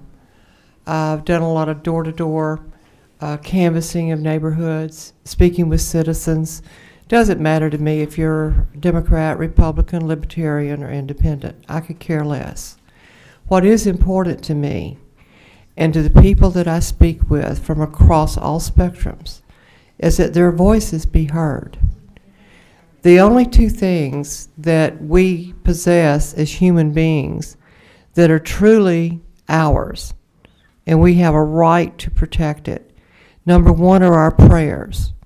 Who we pray to, what we pray for, when we pray, how we pray. I have no right to ask you that, and I never will. I have my own beliefs, but I have no right to impose that on you or to force my beliefs on you. That is the same way with our vote. Our vote is uniquely precious to each and every one of us. It equalizes every person, every U.S. citizen in this country. And in going around doing all the canvassing and campaigning and so forth and so on around my county, the one thing that I have repeatedly heard is, why should I even vote? That's like saying, why should I pray? That is horrible. For us to have sunk that low and have that much apathy. So I ask that you please, respectfully, pass this bill to allow us as the citizens to remove the sense of apathy with regard to voting and help to restore the trust. And as Representative Thomas did clarify, this is post-certification, sir. I shared that concern with you. And so I just humbly make your request and ask you to consider it. Thank you. Thank you, Ms. Mink. You're a good timekeeper. That was almost exactly 2 minutes. All right, next we have Mr. Greg Allen. Thank you, Mr. Chairman. Good morning. I'm Clerk of Superior Court of Forsyth County, and we are one of the folks designated in this bill to maintain the integrity of the records. It's been through several reiterations. Our main concern, anytime the word seal comes up in sealing a record, we are a court of record. That sends off alarms for all clerks regarding the integrity of the records. But I want to state that I believe the chairman's done a great job in wording this bill. We're going to continue to assess the impact to our offices, but we had some concerns, but this time we don't have any opposition to the chairman's bill. I'm here to answer any questions, should you have them for us. Thank you, sir. Appreciate it. Thanks for being here.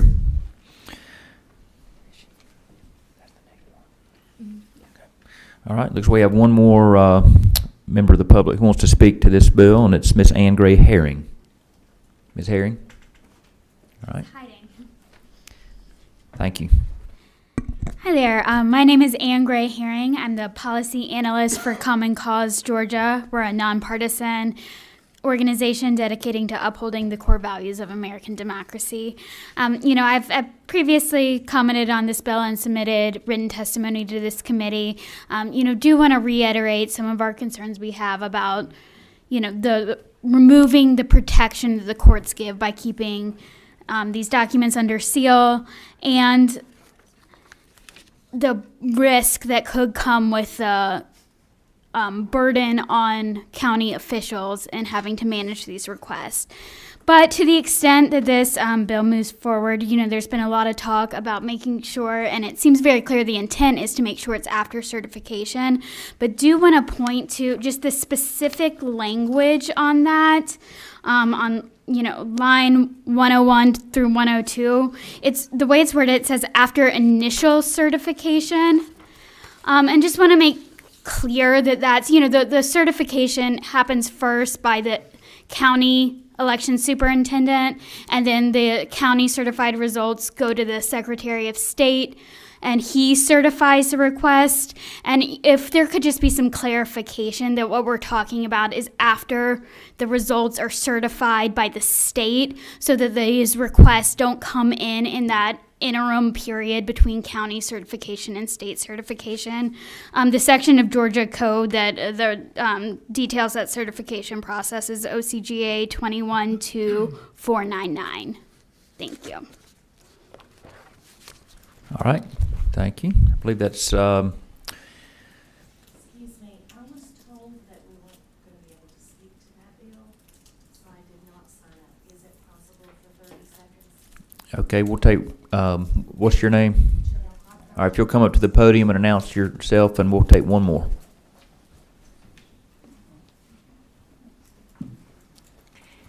Okay, my name is Janelle Clodfelter. I just wanted to let you know we definitely support this bill. And one of the reasons... When you say we, can you tell us who we is? We, me, and my husband. Oh, okay. All right. I don't know if you were representing an association or anything. Well, I do a lot of work with Voter GA. Anyway, I wanted to say that in no case ever should the amount of work required for the public to have confidence in their elections be considered. I don't care how much work it takes. The sweat on my brow will never, ever prevent me from making certain that everyone has confidence in their vote. As well, the Dominion CEO agrees. He feels like having the ballots to count, to compare with the tabulator, is the best practice. CISA, the same thing. So give me the work. I will volunteer. I volunteer for poll worker, for poll watcher, for poll manager, and to count provisional ballots. I will also help them do ORRs for these, which will definitely decrease because we're ORRing everything else right now. So thank you so much. Thank you. All right, that concludes our public comment. At the proper time, I'll take a motion. Motion, do we have a second? All right, is there any discussion? All right, Chairman Taylor.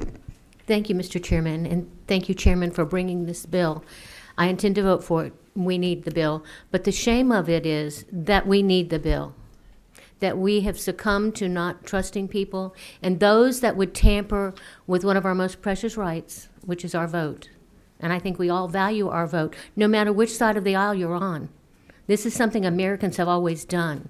And the shame is that we cannot get along and trust each other. And I pray that we will work on that as a nation. Thank you. All right, thank you. So we have a motion and a second. All in favor, say aye. All opposed? No. All right, I believe the bill carries, but just for clarification, we'll take a hand count. For ayes.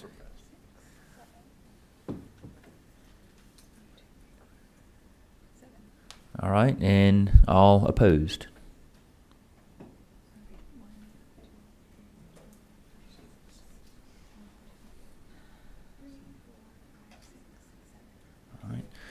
All right, as the chairman, I'll have to be the tiebreaker in favor.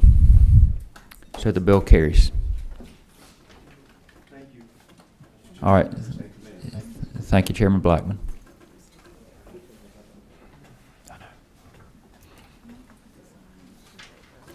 All right, so the next bill we're going to hear is a hearing only, and it's House Bill 419, and we've got a visual that's being prepared, so we'll be setting up for that and just very temporarily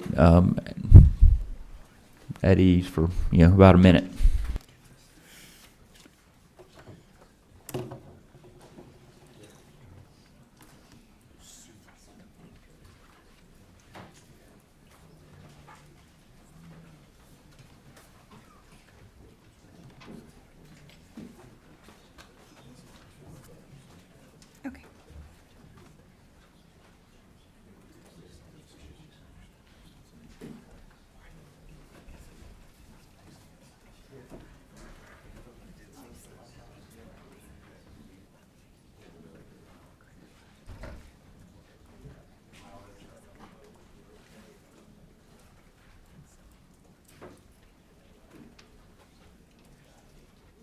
All right, looks like we've got the visual up, and Molly's passing out that to the committee members. So Representative Draper, when you're ready, please go right ahead.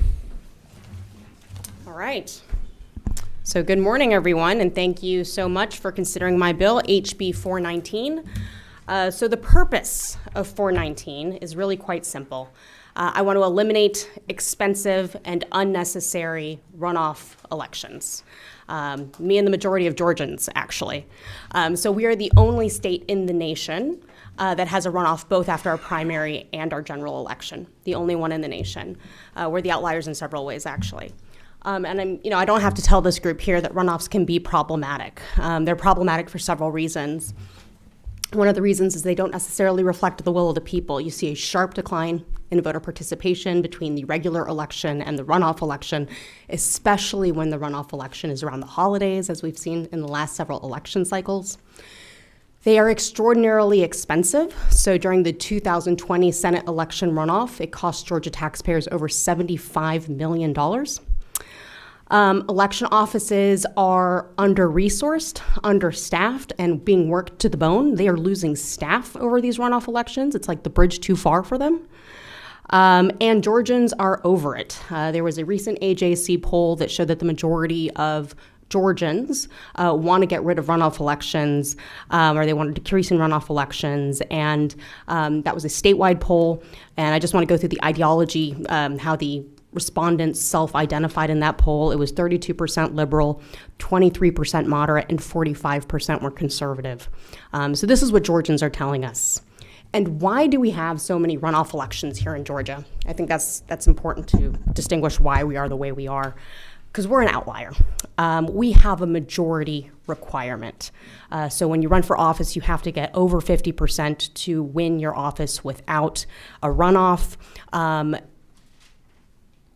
Most other states, it's either 48 or 47 states, just require a simple plurality.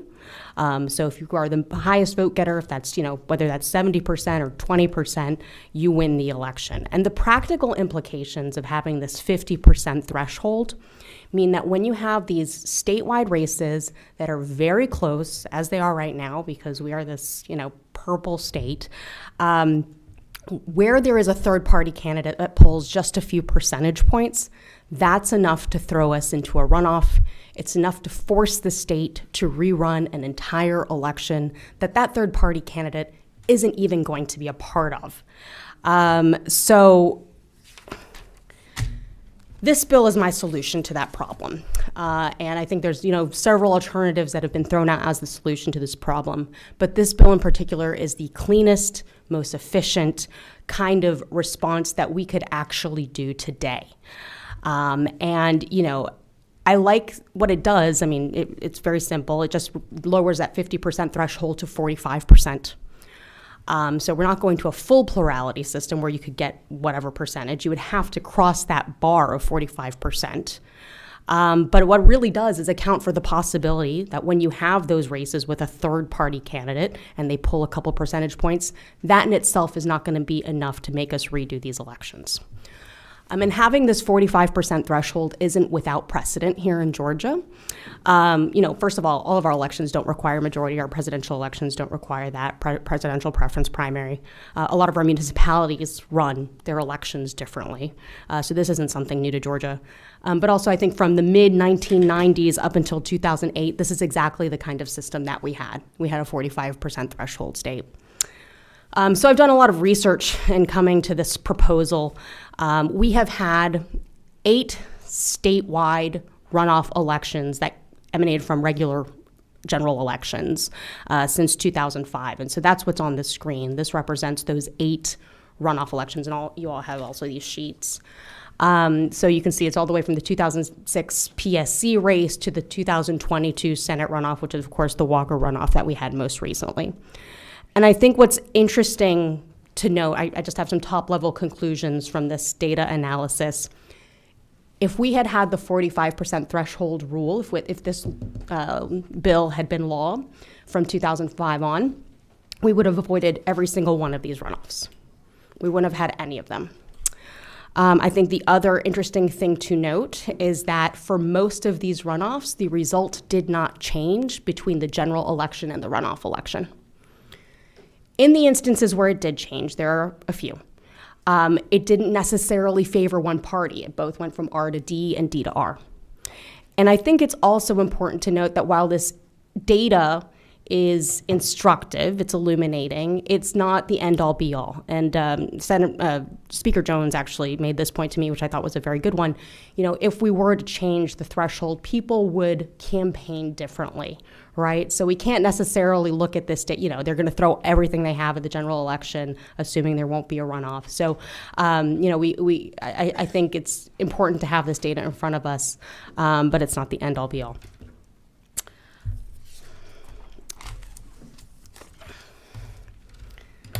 So I just want to make one more point about being a majority state. As I said, we are the outlier in requiring a majority for a candidate to win an election in a general election. Most states do not require that. But I just want to ask, some people seem very hung up on that, or have, I've had lots of discussions with legislators about this idea, and they say, oh, well, my people back home really want that majority. And I just want to push back a little bit and say majority of what? When we have runoff elections, our participation declines. So yes, you might go from having 49% in the general runoff to, 49% in the general to 51% in the runoff, but you have a raw total of voters in the runoff which has decreased. So sure, you get that 50%, but 50% of what? The other point I'll make is that most of these races, most of these general election races, the overwhelming number actually, it's between 2 candidates. So you are going to have that 50%. Also, when you look at our state house races, most of those districts are so gerrymandered that nobody's going to be near, we're easily going to pass the 50% threshold. So really what this bill is, it's very narrowly tailored to address this issue of statewide general elections, which are very close, where you have a third-party candidate. So yes, I think this is the only solution on the table that addresses that point that we could implement right now that doesn't require a major overhaul of our system. And I'd love to open it up to questions. Thanks for your presentation. And I'll take a question from Representative Alalier. Thank you, Chairman. Good morning, Representative. I'm looking at this graph. Thank you for your presentation. Sure. Out of these races, had there been a 45% threshold, how many would have gone on to a runoff? Not a single one. Okay. Quick follow-up. Sure. Do you have an idea on the figure, the cost, the amount of money, resources that poured into these collective races? Yeah, so I mean, I do think we have people to speak on that specifically, but I can tell you that the 2020 runoff, where we had the 2 Senate runoffs, that was $75 million. I know that for this most recent Warnock-Walker runoff, it cost Metro Atlanta over $10 million alone. I don't have a number for the rest of the state, but those are numbers we are trying to put together, and I believe there are people here to testify about those numbers. Thank you.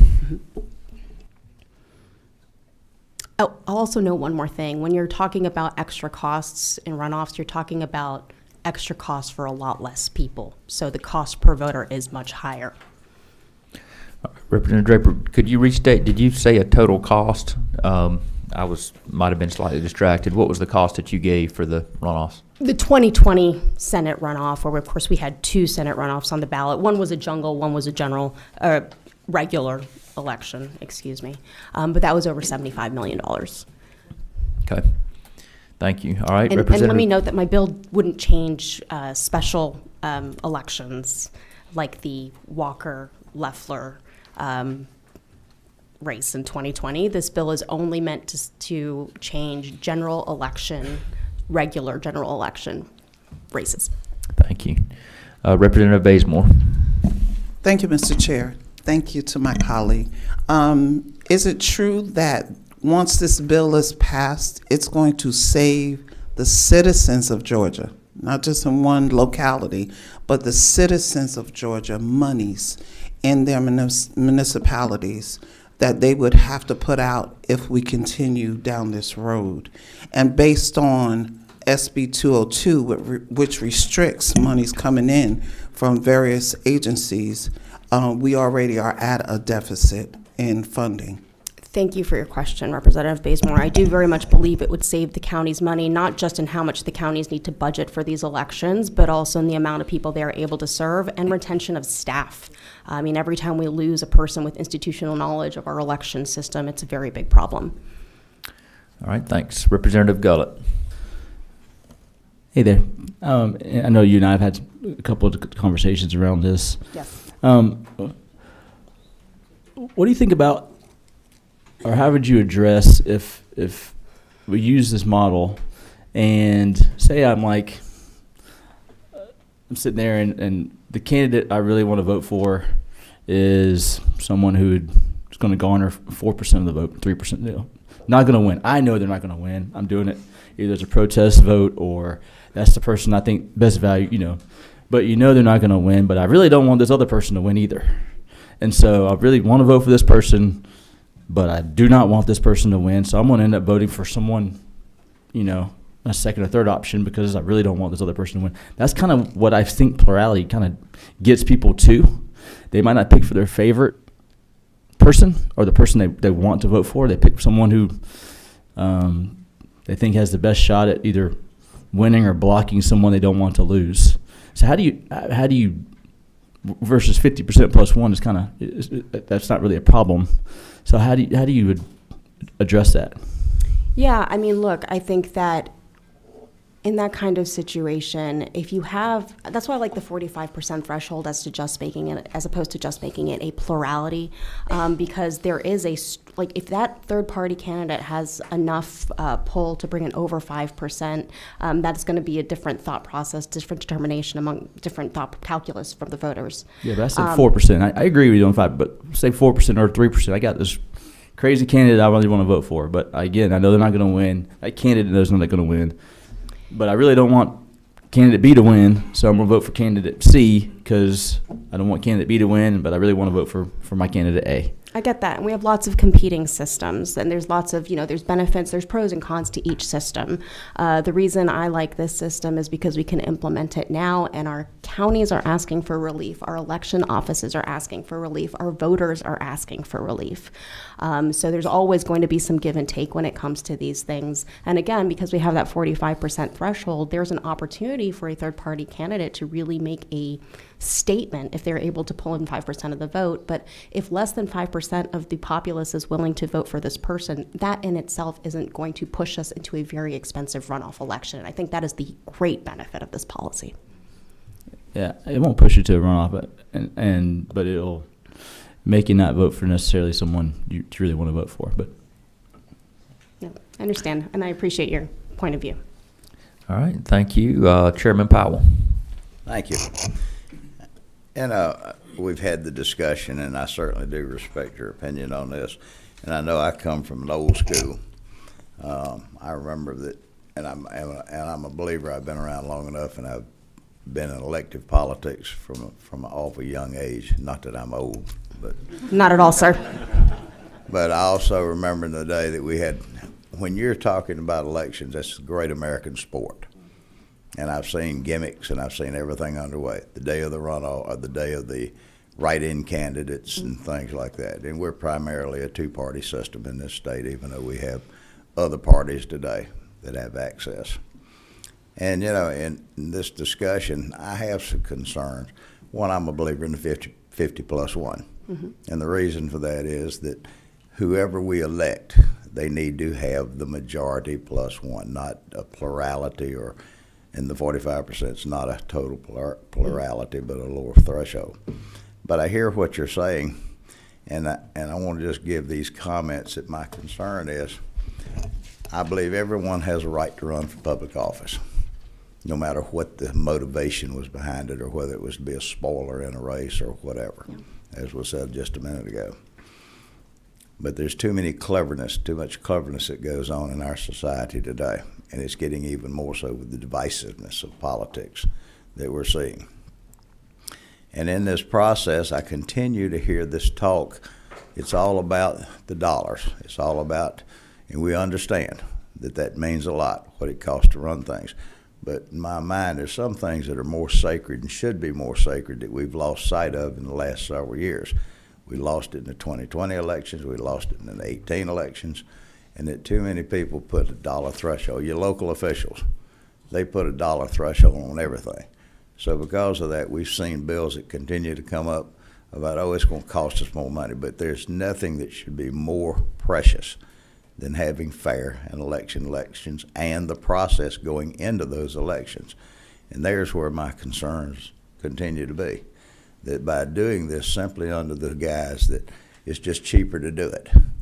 We saw all the arguments when we passed election reform after the issues of a couple of years ago and 4 years ago, and it wasn't just 2020, it went back to 18. But I got a lot of concerns to this idea that it's all about the cost. Well, there's some philosophies and principles it should adhere to into this nation. We can't force people to go vote, even though I think they should do it as a responsibility, especially in this day and time. I'm afraid that this is going to move us backwards to the point of those gimmicks. If we go to the 45%, then the next move is to go to a total plurality, that you could possibly have someone elected with as low as 30-something% of the vote. And I think that's the position that I'd like for the members of this committee to think about at that point, because it works both ways.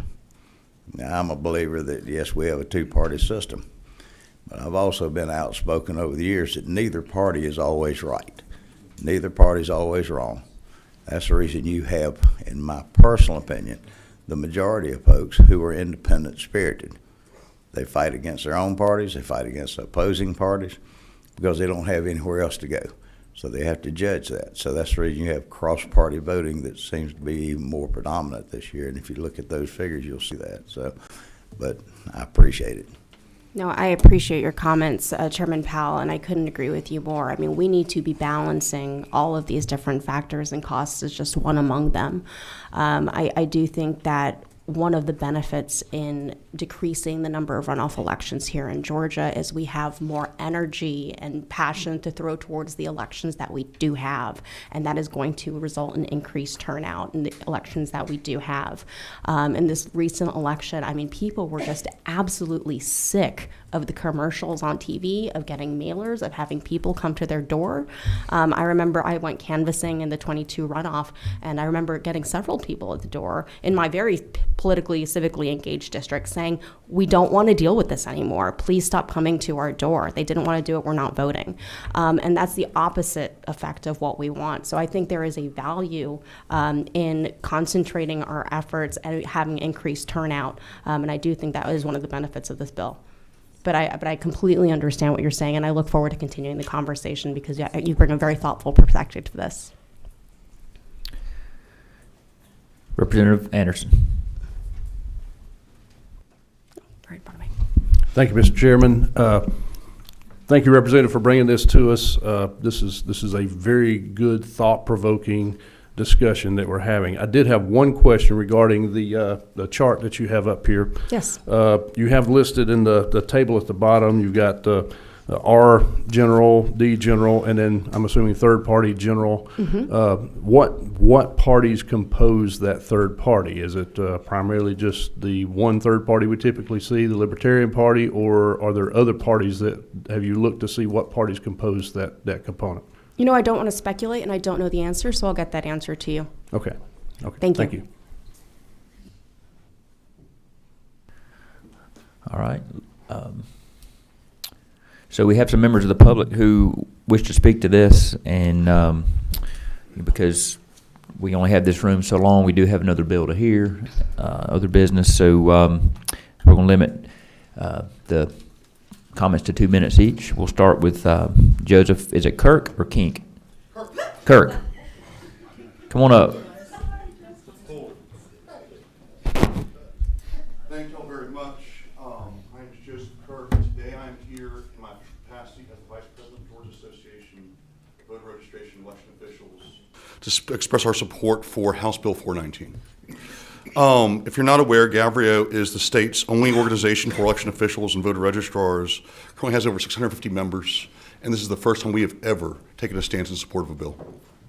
The 2022 general runoff pushed us to the breaking point. I don't know how else to say it.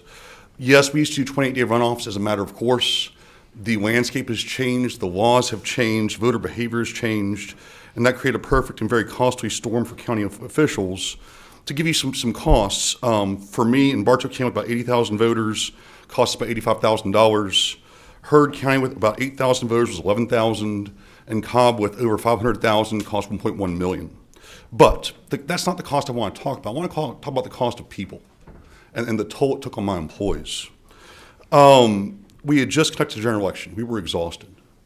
We were still doing things for the general election because our most important work happens after election day and takes weeks. The election is not over on election night. And the toll that took on those folks, I've lost employees because of the runoff. I'll continue to lose employees because of the runoff. And every time we lose somebody experienced in elections, in the state, an experienced poll worker, election administrator, we suffer as a state. This is not an easy job. It's not simple. It takes time to learn, and we are hemorrhaging people right now. So one way to make this better is not to give us more time off around the holidays. It's not to change the schedule for runoffs. It's to address the idea of runoffs themselves. There are different options for this. We're currently neutral on ranked choice voting, which is, I think, the next bill.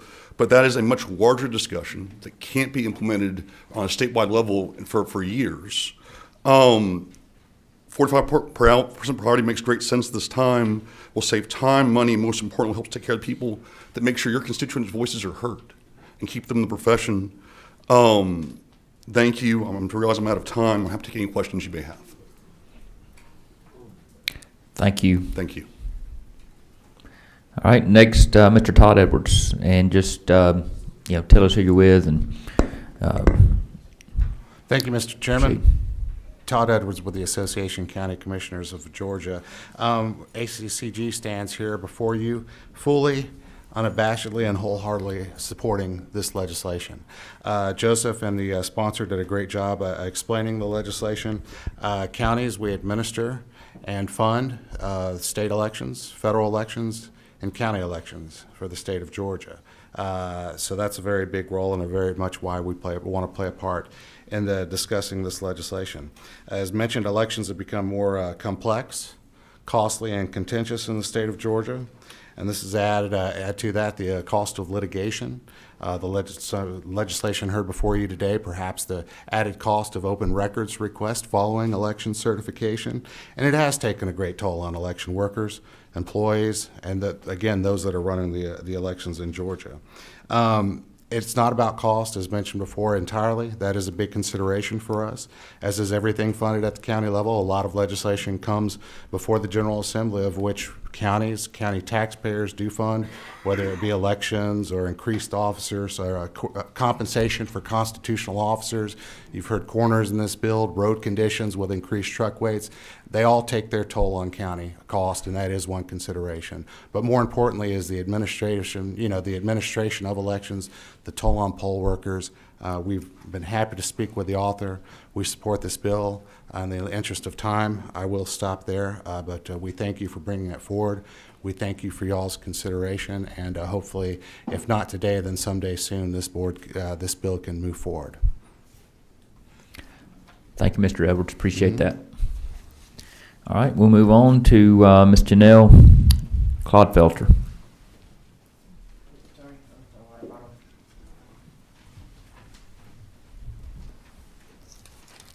Starting the clock, 2 minutes. Thank you. I'm actually at 50-50 and I'm looking for the +1. I wonder where the number came 45.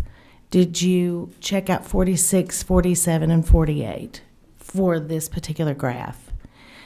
As well, if the reasoning is to get poll workers to be more comfortable in their position, then I would like to address the elephant in the room, which is the machines, because not just the poll worker that is working, you can't get them to work. And the reason you can't get them to work is because they have an hour and a half to put up 12 BMDs, 2 scanners, 3 poll pads, make sure that they are synced, make sure that all the dates and times are correct, make sure that the precinct number is correct.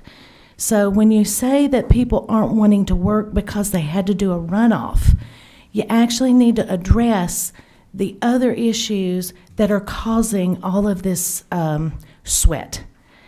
I really would like to explain to all of you a day in the life of a poll manager. It's an absolute nightmare with all of these machines. So I would like to know those numbers to get that +1. Thank you. Thank you. Moving on to Mr. Ben Askew.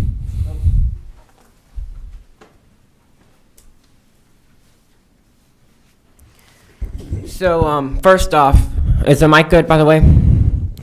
So, first off, in 2020, more people voted in the general election despite candidates receiving about the same percent of the vote. For example, David Perdue and John Ossoff, I Sell You Election Trends for Fun, both got more votes in the general election than they did in the runoff. And the same thing in 2022.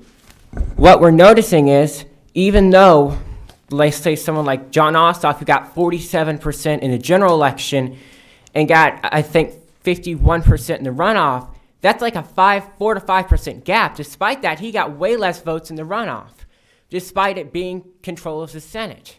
And I'm just going to be brief here.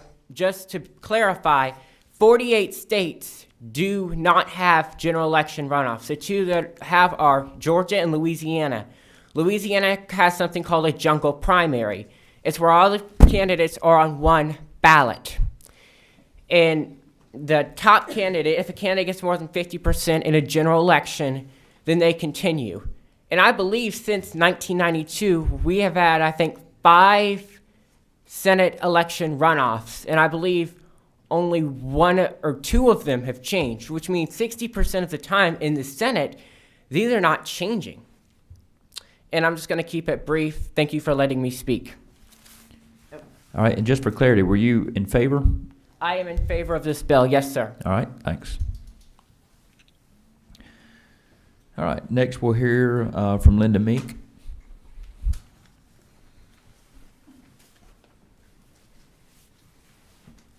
Thank you again, Mr. Chairman and the committee. On the surface, this sounds good. On the surface, this sounds really good, and I would be in favor of it. But the elephant in the room that this bill was not intended to address, and I understand that, and this is separate legislation. One of the ladies has already mentioned this. There are 2 elephants in this room, and she mentioned the voting machines and the toll that this is taking, the physical toll, not to mention the financial toll that it is taking with regard to the machines and this resistance for us to go back to paper ballots. The other instance, the other elephant in the room that I don't hear anybody talking about, except there are a lot of us in Georgia that are talking about it. Why aren't we cleaning up our voter rolls? Our voter rolls are a nightmare. Now, if you cleaned up the voter rolls and you got rid of the phantom voters and the people who are registered to vote illegally in this state, you wouldn't have so many runoffs. So I'd suggest that although this bill appears to be good on the surface, you're not getting to the root of the problem. The root of your problem is cleaning up the filthy voter rolls in this state. If you want to put some time and effort and legislation behind something, start with that. Thank you. Thank you, Ms. Mink. Next, we'll hear from Cindy Battles.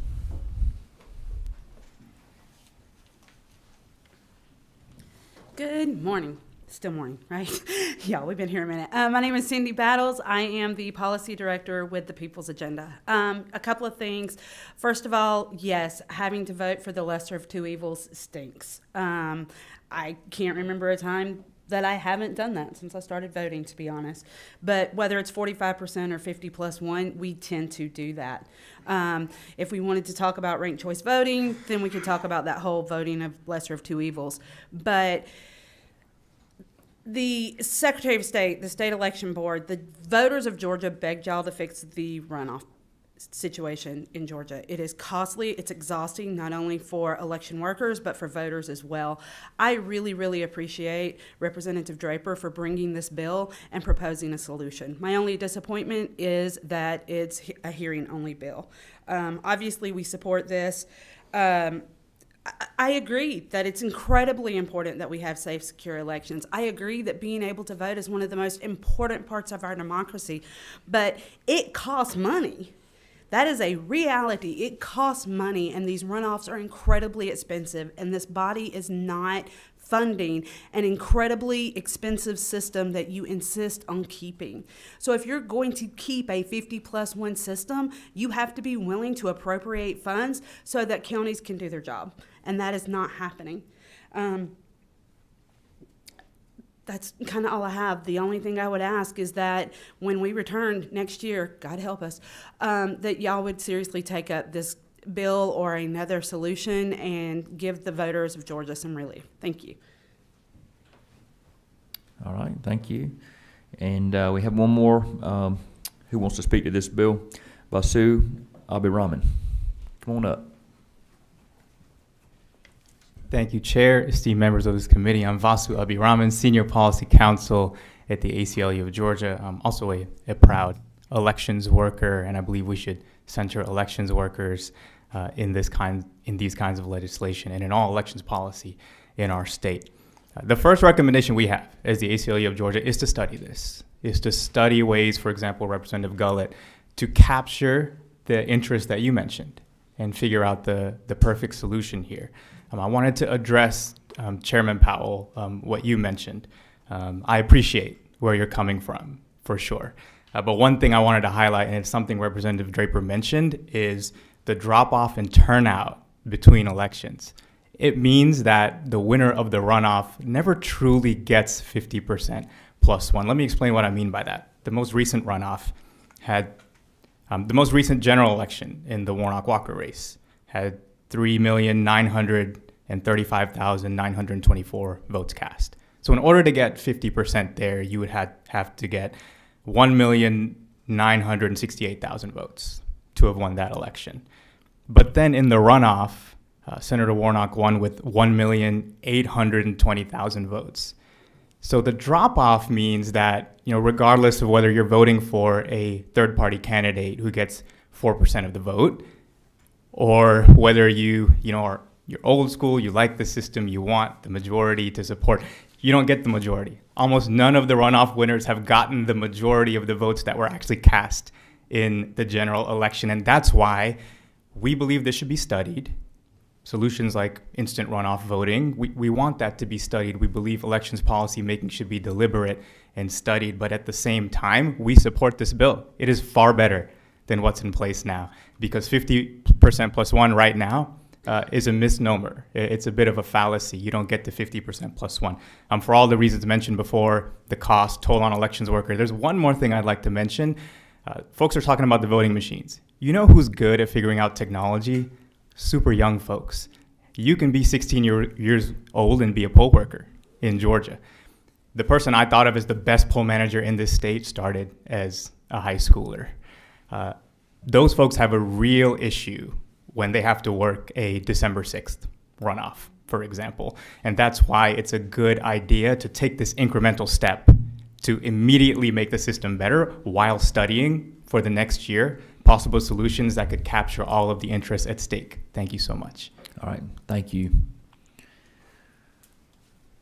All right, that's all the public comment we had sign up. Any other questions, comments from the committee, or any closing remarks from the sponsor of the bill? Looks like we have one from Representative Roberts. Thank you, Mr. Chair. So I think this is the best solution that we have. I was not in this body in 2019, but I was at every hearing when we adopted the voting machines. People asked for a fiscal note. It was never provided. And the counties can tell you the increased cost that has cost them in labor, and especially now that the state's contribution towards those machines and everything it takes to run them is no longer in place. SB 202 has cost them extreme additional costs. So this body continues to adopt bills and policies that these unintended consequences cannot be denied. 45%, the plurality is the way of 48 states in the nation. So this is not something new and unusual. They've been doing it for a long time, and she picked 45%, which I think is very fair. And so I fully support this bill. I wish it was not for hearing only, because these counties need a break. Voters need a break. And we are putting too much money into elections. I mean, it's not just the cost for the counties. It's gross to me to watch the amount of money that goes into these ads and that we raise to put into these races when we aren't feeding children in this country. It is gross. And so I think any opportunity we have to make this a less expensive process, it's not some unique concept. It's done in 48 states. 45% is the best solution, in my opinion. Thank you. And there certainly seems to be a lot of interest in eliminating runoffs, but a lot of differences of opinion on how we do that. So appreciate your presentation today. Appreciate all the comments. Did you have any closing remarks? Just that I really appreciate the thoughtful conversation today, and I look forward to continuing it with all of you. Thank you. All right. Thank you, Representative Draper. All right. And so next we have House Bill 200 by Representative Gullett. This is another bill that would potentially address the elimination of runoffs in municipality elections. It's not quite true. We'll let him explain further. Yeah. Thank you, members of the committee. So this is a bill we actually passed out of this committee last year, and I don't remember any dissenting. There might have been one. I don't remember. It's a bipartisan measure last year. It's a bipartisan measure this year. It didn't come out of rules last year, or 2 years ago. I guess it was last year. It didn't come out of rules, so we reintroduced it exactly the same as before with a lot of new fanfare. And do you want me with you? Sure. Yeah, that's fine. So what this does is I'm a little I have a different perspective about plurality. I don't like plurality in elections. And the biggest use, I think maybe the only use of plurality in elections is cities. And so I have a city of Hiram in my district, and they use plurality. And I used to be on the elections board prior to being a legislator. And I think there were 3 people in the race. Might have been 4, but when I was on the elections board for the city of Hiram, council member race, someone got the highest vote getter got 41% of the vote, and Hiram had just gone through a charter, got a new charter, and so we go out there, and I remember as an elections board, we're talking to people like, yeah, I think it's going to be a runoff. No one seems to be even close to 50%.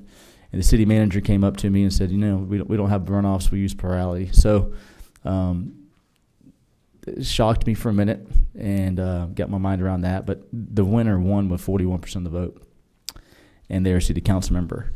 And I didn't think that was right at the time. I still don't think that's really, theoretically, 59% of the people could not like you. And that's a problem for me. And so what this bill does is addresses that situation. The reason that cities don't have runoffs is because of the cost. I know we've talked about money a lot, about the cost of elections. That is a true statement. Elections do cost money. Cities do not have the means, and so most of them in their city charters, I think only maybe 20 or 21 don't have runoffs in the city, in the state of Georgia. About the 400 some odd cities we have, they use plurality. So this would give them the ability to get someone who actually does get a majority of the vote, get them elected, and without the cost of added elections. It's instant runoff voting. And so that's the nexus and the reason behind the bill. And instant runoff voting, I know it's got had a lot of conversation here lately, it appears, but let me just tell you about it because everyone kind of has one of the pieces we handed out is what the ballot looks like. That's usually one of the first questions. What does this thing look like? And so what you do is you choose your first, second, third, however many people are in the race, you choose your choices. You can also choose not to vote for one person if you want to. But say that first example, you have Brent, you have Benjamin, and you have Mike. You choose, okay, which is my first, which is my second, which is my third choice. If no one gets 50% plus 1 on that first ballot when they calculate them, the person who came in last would be dropped off. The first 2 would then still be, like if I chose Brent as my number 1, the last person who came in last place, they're off, and the second choice of that person is now applied. And so if that second person was Benjamin or Brent, so say Mike came last, their vote would be towards Brent or Benjamin, and ultimately between 2 people, someone's going to get 50% plus 1. So that is, it really is a simple idea. It sounds, people can make it complicated. You can go in the weeds and complicate yourself if you think about it. But at the end of the day, the person who comes in last drops off. If you're not last place, your vote still counts towards the person that you voted for originally. If you are last place, your vote still counts because it counts for the person you voted for second. If you didn't vote for anyone, second or third, that's also intentional. People sometimes choose not to go vote in runoffs, and that's no different. And so that could be an intentional reason that you did that. So your vote also counts, is that you did not vote. That's counting. So that's the nexus of the bill. It really is a simple idea. This would allow cities to opt in to instant runoff voting if they choose. They could opt in, they could not opt in, they could opt in and decide they hate it and opt out. It's completely up to them. It's just another tool in the tool bag for municipalities to not use plurality, because they are absolutely using it.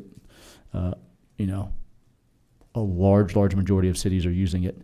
It'll save costs and it'll get the people as winners with 50% plus one.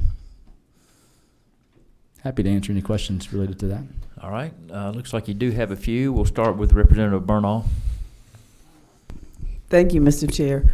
How much time does this take when people are going to vote? Is this going to increase the lines, or because I'm just thinking about senior citizens that have to go and they're very literal and they want to read everything. So city elections are usually small. I mean, at the end of the day, so these are nonpartisan, not Republican or Democrat elections. I don't know of city elections being longer than a primary election or a general election, because these are in off years. So the wait time, how long the ballot is not long. It's the same amount of people you're voting for. You just might vote a couple different races, or a couple different times in the same race. So no, it's not longer. It's a municipal election, so it's a lot smaller than a primary or general. Okay, I wasn't really talking about the ballot itself. I'm talking about when people go to vote, because like I said, seniors and there are people that are very literal, and they're going to sit there because, okay, so you tell me I pick one, then I pick two, then I pick three, then I go back. I mean, I'm just trying to get a clear understanding, because myself being a senior citizen and I go to the senior center, I just want to make sure I could explain it to them. Yeah. So this was used as an example, and this is Scott Turner. He's with the Turner Vigilance. I know Scott. Former representative here. Yeah. And I did want to welcome Mr. Turner here, a former representative, and I believe he may have some remarks. Yeah, and so this was used in Virginia for a primary during COVID, and it was easy enough where they actually had it in a parking lot and had people brought the pads out to the parking lot for people to vote. But Scott, you can. Yep. I'm happy to, Chairman, if you're okay with that. Thank you, Chairman and members of the committee. The example of the Virginia primary that Representative Gullett is talking about, it was during COVID, so people actually drove through a parking lot. They got their ballot at the beginning of the parking lot. They drove through the parking lot and dropped their ballot off, and it was that fast. All right, we have several questions. I'm going to go to Chairman Taylor. Thank you, Mr. Chairman. Just a quick question. In my mind, I'm looking at just playing with numbers. Somebody could have a three-way race. First place, it was 38%, 37%, and then 25%. Mm-hmm. But on the second place, the person with 25% got more second place votes, and they could outvote the other two. So, but the third place drops out. So the third place is out, and then their votes. But he had, say he got 80% of the second place. He's still gone. Yes. No different than a runoff today, though. So say we had a runoff today, on top two. It's just the third place. We got 25%. Who maybe everyone still likes him. We just never know that because we don't keep going down the ballot. Today we say it's top two, and that's it. So this third place person, maybe the most well liked out of all three. Yeah. Today we just never know it. Chairman, if I might offer that the thought process is no different than today, and with an instant runoff, and it doesn't work any differently than today. If a candidate is not able to achieve the top two in today's runoff environment, that person doesn't get a second chance. Right. No, so I get that. It's no different than the runoff thought process that we have today. Well, even if the second place, maybe it was a bigger divide, and the second place, was way down. Maybe it was, like usually, they stated that usually that one that is in there is the one that is a spoiler, just getting 4 or 5%. So you drop them off, and the other two could have been closer. And then the second place might have had a big gap between the first and second. Maybe just changing the numbers. Say the first one in the first place had 49%, and the second place only had 25%, and then the third one was the spoiler, but the second place had more second place votes. See what I mean? Yeah, I see but that they can come issue in a back door. The issue that you are addressing is an issue with runoffs in general. The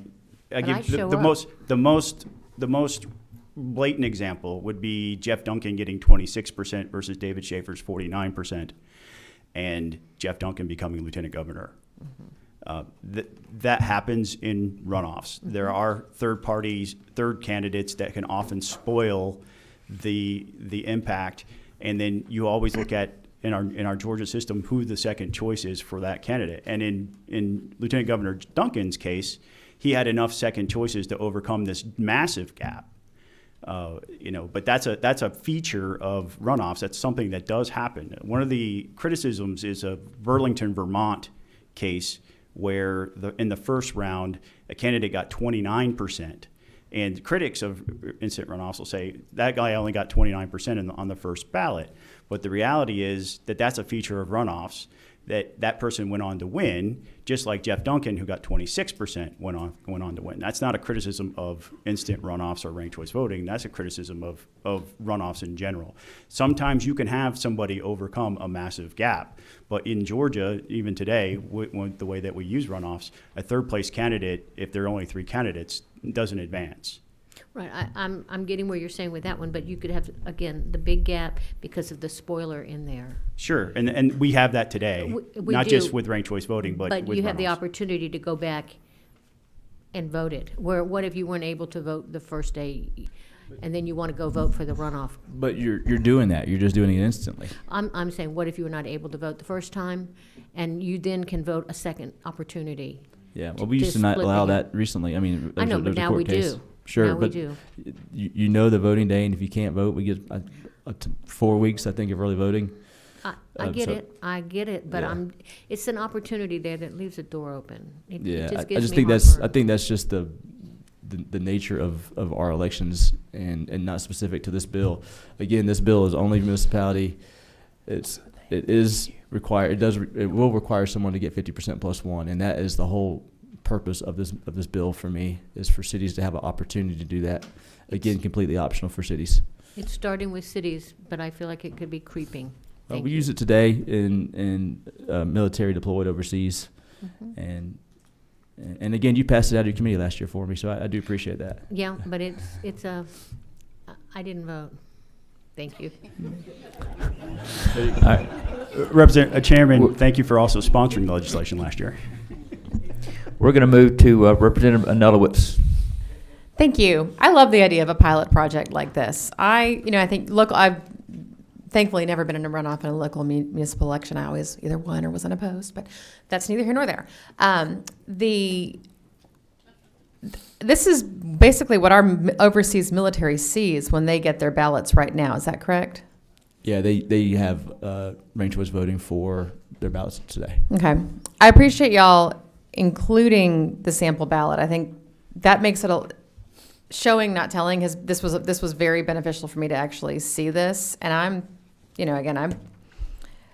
whether or not we changed plurality, we do ranked choice, I think both options are worth exploring. And I think, again, a pilot project like this, giving that option to municipalities, I don't have any strong philosophical opposition to it. But and I know others don't share that, but having been there, having seen this, I'm open to trying something. Yeah. The only thing I would change is, for me, it's not a sample. It's not like this is a demo or proof of concept. Right. I have a problem in Hiram I'm trying to fix. I think a lot of cities do have a problem that they want the ability to address, and they can't today. Mm-hmm. And so. So you're saying you want this would not be a pilot, it would make the option available. I just want the option available for Mm-hmm. cities. Some bigger picture of this is not my goal of this is a statewide fix. Mm-hmm. sure it may become that. It's not me carrying it, but that's not the goal of this for me. It's really cities to have the option of not having to use plurality. And some cities, for instance, Milton, they recently had a runoff in their city, and an election in the city of Milton cost 15% of their budget, and they had a runoff, so another 15% of their budget. So they had 30% of that year's budget based on an election. So again, elections do cost money, and for City of Milton, 30% of that year's budget goes to a runoff and an election and a runoff is pretty hard pill to swallow. And so plurality does make sense. That's the only really choice most cities have. So. Do you mind if I ask one more question, too? Sure. For the last bill that we had, which was also hearing only, we had the counties were here to express their support. Where is GMA on this? I don't know. No, they're here, right? GMA's actually made this. Okay. Yeah. Okay. Thank you. That's helpful. Thank you. It's part of their legislative agenda. Great. And for clarity, this may have already been said, but is it correct that this will be optional for municipalities to adopt this style of voting? That's right. Yeah, they passed an ordinance, I think 180 days before the election, to say that we're going to do this, and they could pass an ordinance, just to say we're never doing it again, or keep it, or whatever. It's completely up to them. Just another tool in the tool bag. Okay, thanks. Before I go to the next question, I wanted to announce to the committee that our friend Representative Danny Mathis has been patiently waiting over here and hoping for the opportunity to present his House Bill 625 related to coroners, and we've got the copy of the bill here. Molly's going to go ahead and pass out, and so we may hear that one next before we wrap up. So, Representative Thomas, you have a question for our sponsor? I'll take the question from either one of you guys, or the answer at least. I'd like to talk a little bit about what happens if you only pick one option on the ballot. Maybe you walk in and you're confused. Can you kind of explain that to me a little bit? Yeah, you pick one option on the ballot. That's like you going, and as long as that option hasn't been, exhausted, like has been come in the last place, you're counted each time. So if that person happens to be dropped off, then you just like you didn't show up to the ballot for that next race. Okay, so with that being said, say that, I picked the guy that was in second place, right? And it goes through, now the third place jumps up to the first place. Then that means that I would never have the opportunity to go back to the poll and say, no, I feel very strongly that this was my person. Basically, I'm just lost at that point. Is that correct? Third place. In a three-way race? You know what? To be fair, I don't want to get too mired in the details here, but I guess let's just word this a little bit different. So in the traditional system right now, I want to think how many times the second place person has actually come to win the election, right? Yeah, me. In the primary. I did that. That happens pretty regularly, right? Yeah, that was me. It happened to me too. Yeah. Scott knows. Yeah. So in that case, what's nice about that style election is it gives the constituency more time, and it gives the second place person or the third place person more time to get their message out. I hear what my friend over here was talking about with regards to how much money we put in campaigns.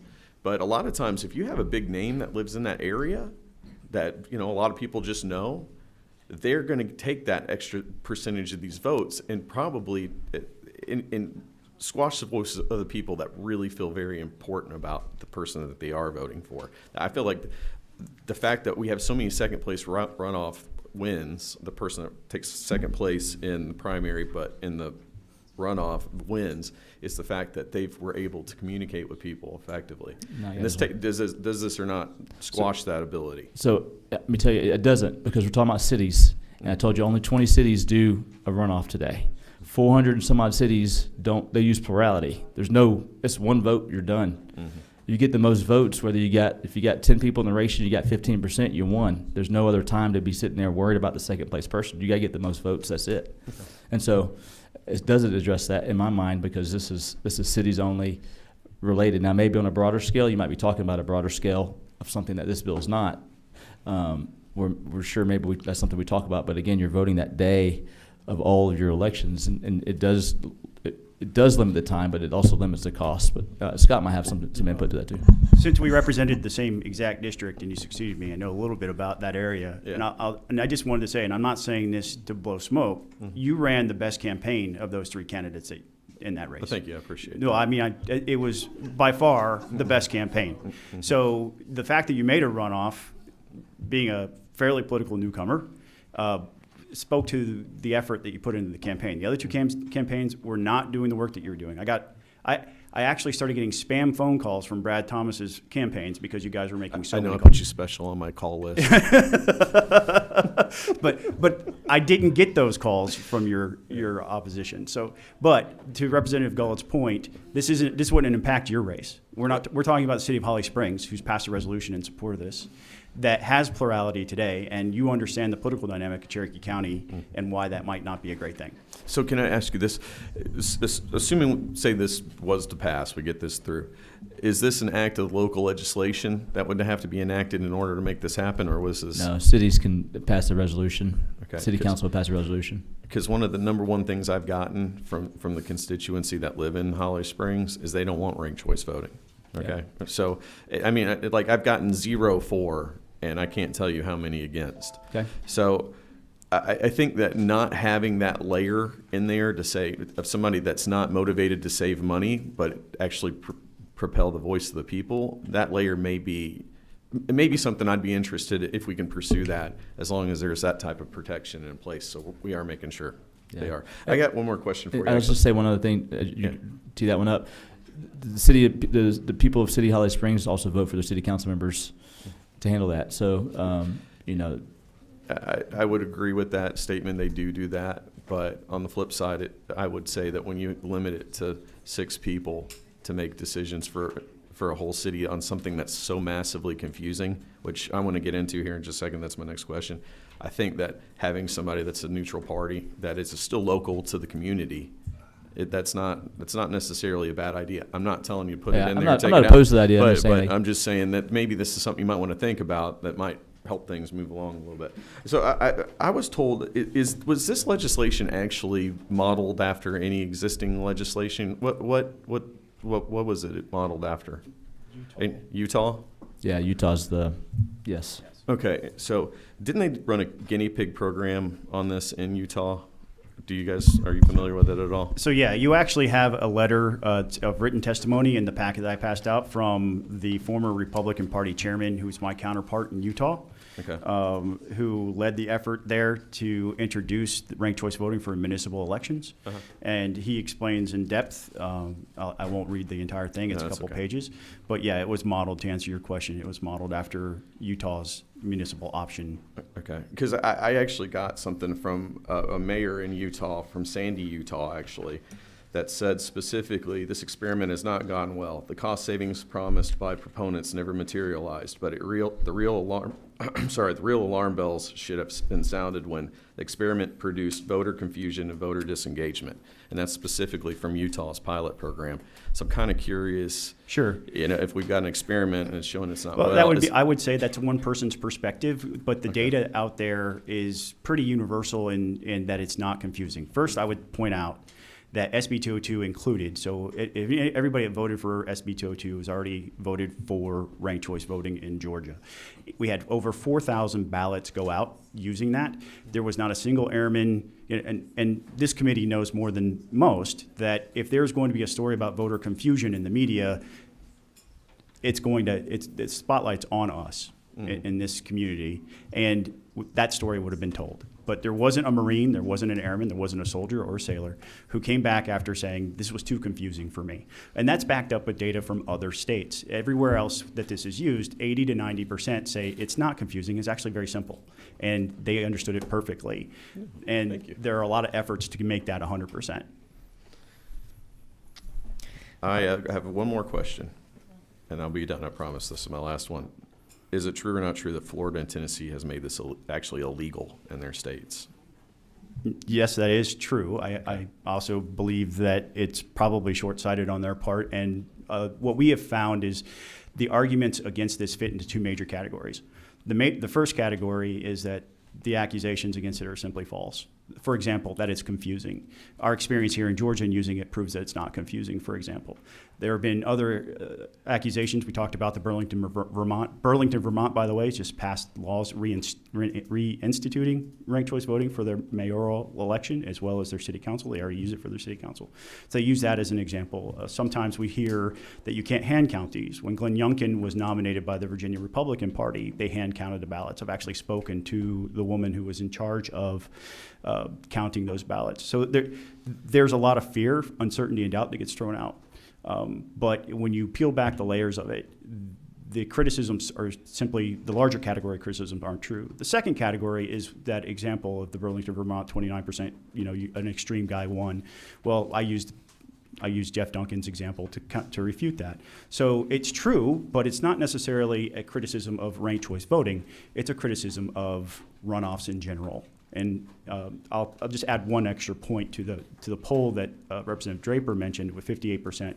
39% of Georgians in that same poll indicated they like to keep a majoritarian winner. This is the only solution left on the table that gives both the 38 or 39% and the 58% what they want. You get you get rid of runoffs, the extra month of campaigning, the expense, the $75 million comes from the study that I put on your desk today from Kennesaw State University, and it shortens that period of time, and we get true voter participation without the huge drop-off. So almost 400,000 people didn't come back to vote for Herschel Walker or Raphael Warnock as an example. So I just want to say I'm glad this is a hearing only. We got a lot of other questions, so I'm going to go to Representative Roberts. Thank you, Mr. Chair. Are y'all envisioning these are going to be on the BMDs or on hand-marked paper ballots? So the state uses the BMDs, right? And that would be the likelihood of how it would be implemented. To follow up with a very important point is that the machines that are currently used are capable of using ranked choice ballots with a simple software upgrade. And the cost of that upgrade is far less than running a single runoff. Okay, but I know my counties often are the ones that do the municipal elections. Now, some are talking about doing their own elections going forward, but so you're going to ask a county to do elections 2 different ways, possibly 3 different.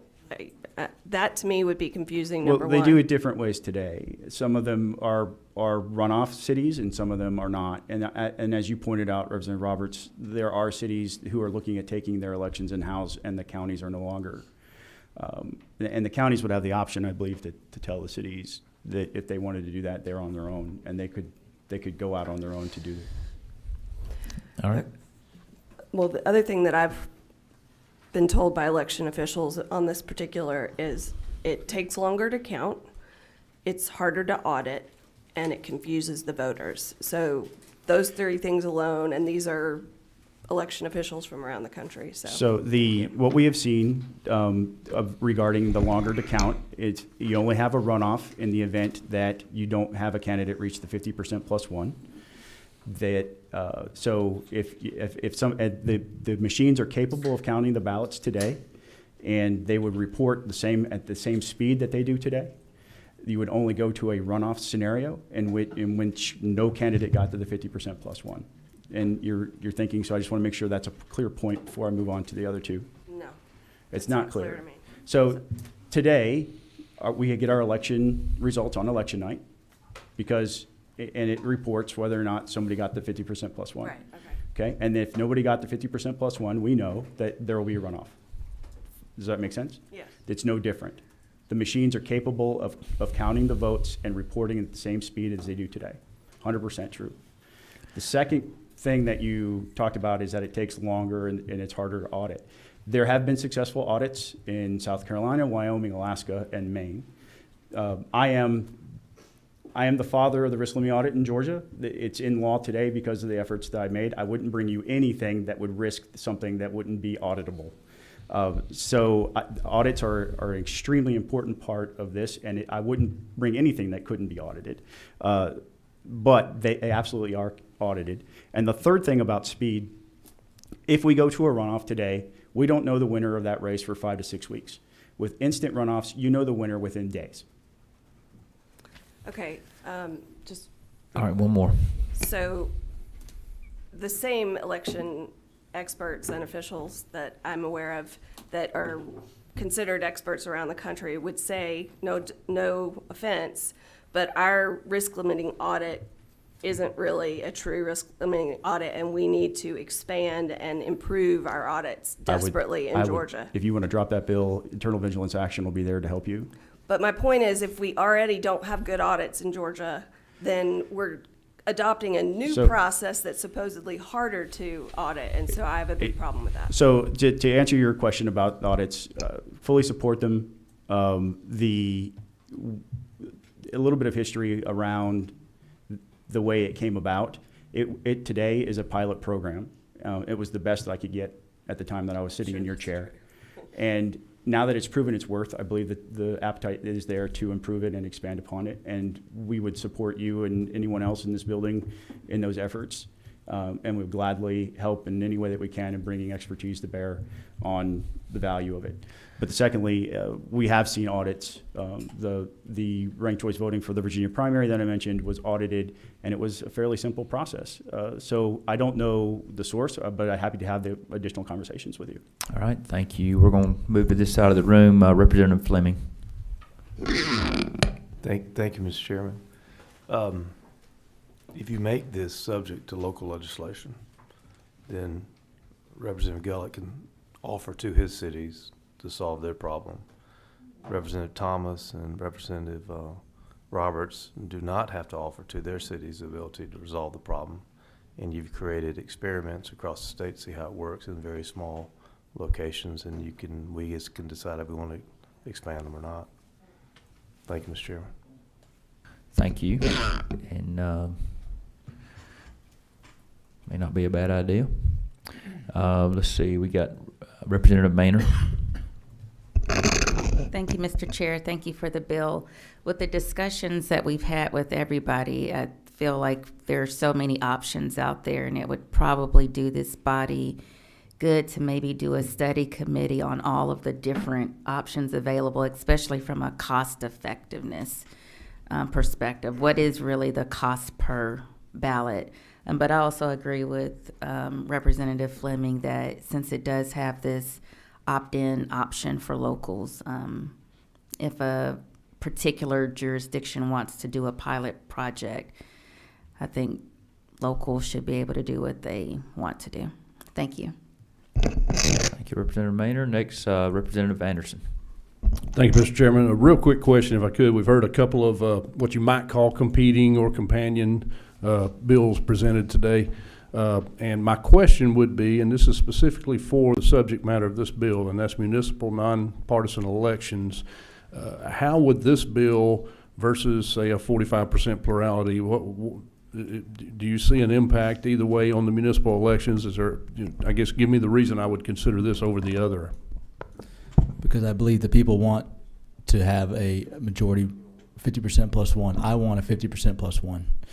And 45%, or any portion of plurality. I got plurality now. You probably have a city that has plurality now. I know you have a city that has plurality now. I need a majority, 50% plus one. This gives that ability. It makes everyone feel comfortable who won because they got the most votes.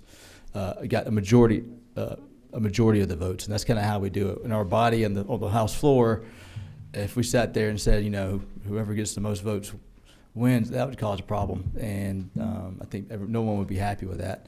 We want the 91 votes on the board for a bill to pass, and so I want that same for all the elections. Go ahead.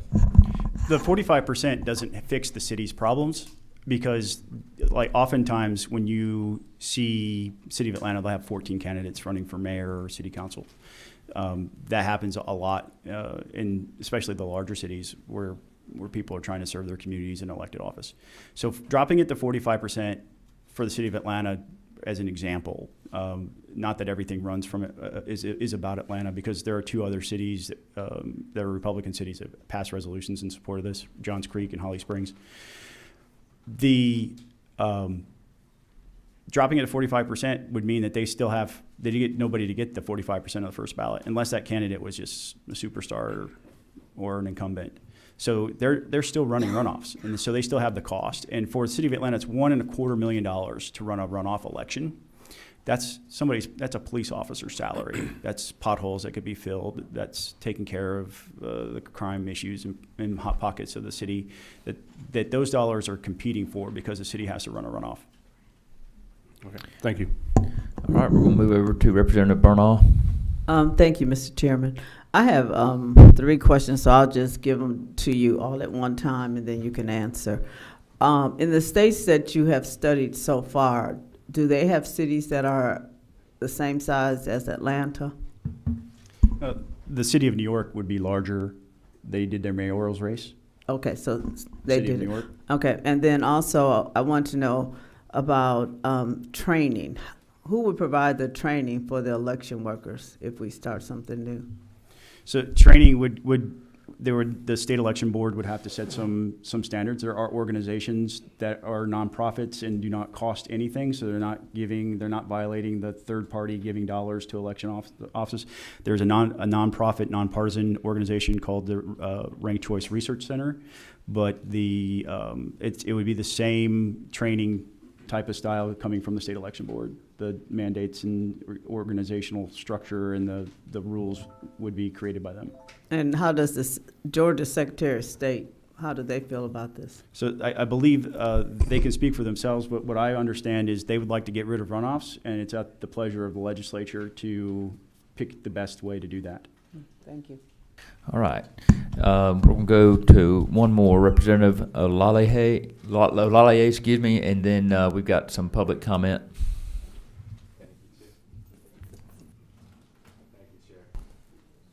Thank you, Chair.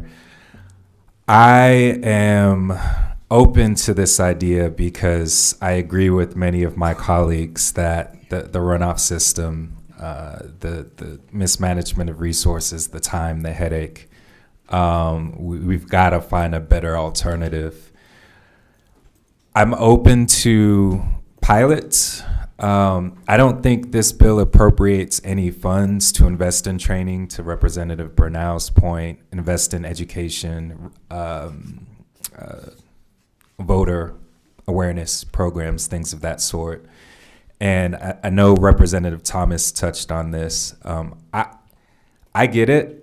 And I'm conceptually kind of going through the permutations and combinations, if this, then that. I think it's an overstatement, and I know you cited the poll that it's not confusing to the average voter. I don't imagine that to be true. I could be wrong. I think that there has to be resources invested to train staff. There has to be resources in place to generate awareness and provide education to the average voter. This is a huge shift from our current process. And so I think it's wise to study it and pilot it. I know Rep. Fleming mentioned the local option, which I think every municipality should have that option to move forward with it if they see fit as a body. I just want to press upon the education and investment in training to make sure that we're putting our best foot forward, knowing that in any pilot, there are going to be fits and starts. This isn't a nonprofit. This isn't a financial startup. This is a woman or man's vote. And so we've got to be very careful and sensitive to that. But I appreciate the initiative. I'm open to the idea of creating that option, and thank you for all of your work. Thank you. And that's what we're trying to do, is open an option. And I think every city have the option. If it's local, if it's would require a local, legislation to help it, then that's something we'll figure out. And that's why we're having the hearing, I guess, today. But thank you. All right. So you see your lunch in front of you, summer eating, and please feel free to do that. I want to thank Scott Turner, Joe Wiggins, and Vigilance Action for providing the lunch. They knew they would be going towards the end of the committee, and this was a long meeting today, so appreciate y'all thinking about that. Thank you. All right, we're going to move to public comment, and I would ask you if you feel like something you were going to say has already been said, or you feel free to just waive your turn. and we're going to need to move along kind of quick. So we'll start with Janelle Clodfelter.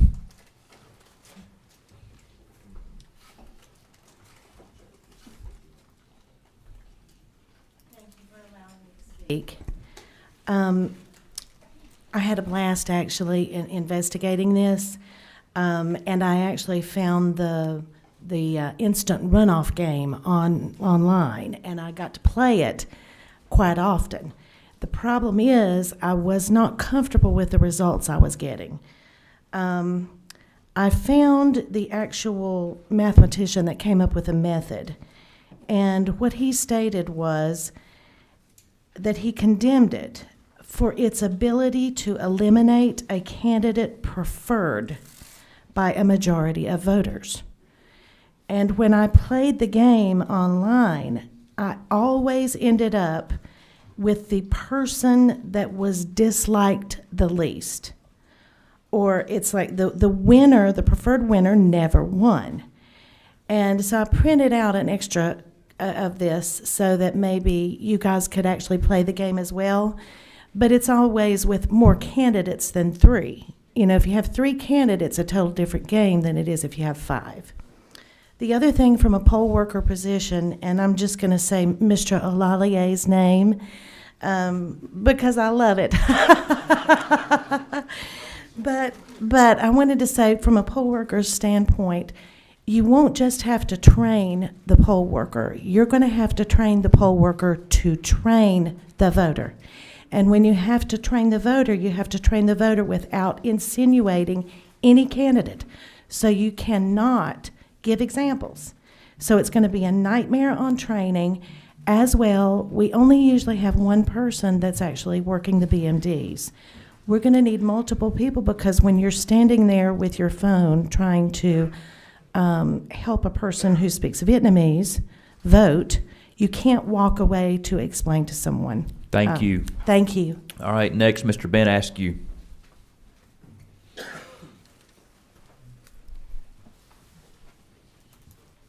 So August 16th, 2022 in Alaska, it was the first election that the state used an instant ranked choice runoff. In that election, I believe there were 108,000 people who voted, which Alaska is not that big of a state.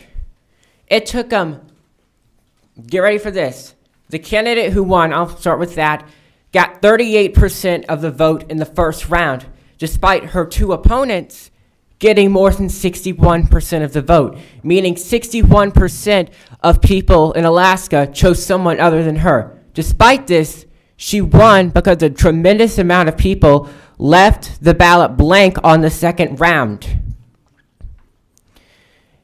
Thank you, sir. No, I'm not finished. I'm just taking a breath. All right. And I guess, or I was going to say, it took them, or continuing, I was just sort of refreshing my brain, but it took them 15 days to count the ballots in a state that is not that big, Alaska's not that big of a state. And I believe if it takes them 15 days, this is also a violation of SB 202, which I believe requires all counties to report results by 10 o'clock on election night. And I just want to say one more thing, it may be off topic, in that someone was referring to Milton using their own municipal elections, and that Milton uses hand-marked paper ballots. And thank you for letting me speak. Thank you. Mr. Turner. I think it's important to note, and I appreciate the speaker's passion and him being here today.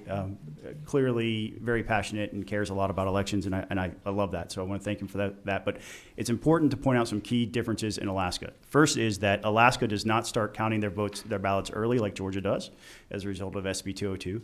They must wait a week before counting ballots in Alaska after the polls close because things are so remote there. The mail does not run daily in many communities in Alaska. So, and they require a lot of mail-in votes. And so the ballots did not come in a timely manner. They give their voters an extra week past polling close before they start counting. The second thing you need to know about the Alaska system that's completely different and would not be impacted at all here, because we're talking about nonpartisan elections, is they adopted a really strange system called Final Four voting, which forces all of their candidates to run in a jungle primary, and then the top 4 move on. This means that Republicans would run against other Republicans in a general election, and Democrats would run against other Democrats in a general election. We also had the issue of candidate quality in that race. The person who represented the Republican Party that moved on to the final two in a heads-up matchup was a former governor who left her office in the middle of her term. She had a reality TV show that was largely an embarrassment to many Alaskans, and she most recently went on TV to sing about, she covered a song by Sir Mix-a-Lot, which is probably not polite to repeat the lyrics of in this room. So candidate quality matters. It matters in Georgia. It matters in Alaska. It matters everywhere else in this country. And it's not really a fair comparison to talk about the Alaska system using Final Four and forcing candidates of the same party to run against each other in a general election ballot. That's not what we're pushing for here. That's not what the aims of HB 200 are, and it's not what is part of SB 202 and the ranked choice ballot that we use for military and overseas voters. Thank you. Mr. Ben Rowley, you here? All right, if you'll come up to the podium. Thank you, Mr. Chairman. I represent an organization called Better Ballot Georgia. We are a citizen organization that represents, that currently has over 6,000 members across the state from all political persuasions, in support of HB 200. Lots has been said, obviously, about the problems with runoffs, but I think what I would just like to emphasize again in the position of Better Ballot Georgia is that Georgia is unique among states in that we do require a majority vote. And previously comments have been made indicating that is a bad thing or somehow or an aberration. And I actually think that's a point of pride that we should have as a state, as Georgians. I think requiring a majority is inherently a good thing for democracy and provides the authority to govern in a way that a plurality system does not. And allowing instant runoff voting or ranked choice voting allows for two things to exist at once. It allows us to, one, maintain our plurality or maintain our majoritarian system while also getting rid of runoffs and avoiding the costs and the headaches that are associated with that. We are a citizen volunteer-based organization as well. And just the number of times that I have come across people in the street when I'm out canvassing that get visibly emotional from discussing this and the potential that it provides, I think is something that has not been brought to attention. And I would like to emphasize that, we're at a historic level of mistrust in government and mistrust in elections. And Georgia has unfairly, I think, been a center of that in recent elections, obviously. And I think providing an alternative system that does not discourage people from voting for who they actually care about voting for, and allows for third-party candidates to influence the discussion of the vote, even if not winning, at least allow their opinions to be heard, I think is a valuable addition to our elections and something that should be considered when talking about HB 200. Thank you, Mr. Rowley. Ms. Lauren Waits. I can't quite say good afternoon.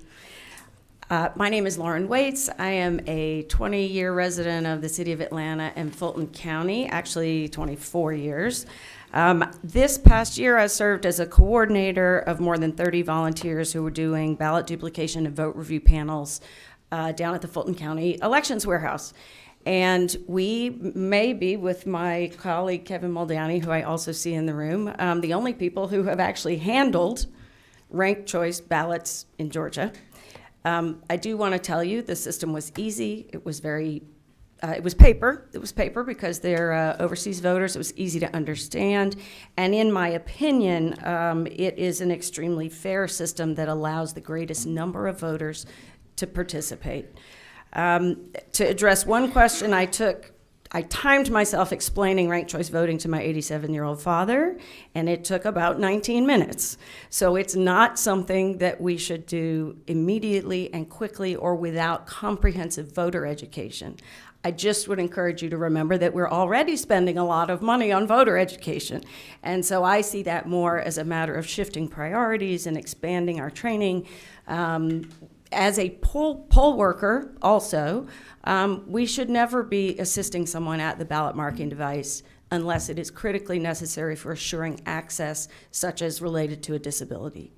It is our responsibility as elections workers to have every voter ready to cast their vote and understand the systems before they get there, and I think ranked choice is a similar process. Last but not least, several people on both sides of both parties have said, I'm not sure how that would work out, I'm a little concerned about this, and my only point would be we shouldn't know how it will work out. We should wait and find out what the voters tell us. And as a member of the City of Atlanta, I just hope you'll give us a chance at the right time with a mature and thoughtful consideration that you're already giving it. Thank you so much. Thank you, Ms. Waits. Mr. Kevin Muldowney. And while he's coming up, just let everybody know, we have, I think, 3 more, if I've counted right, to speak.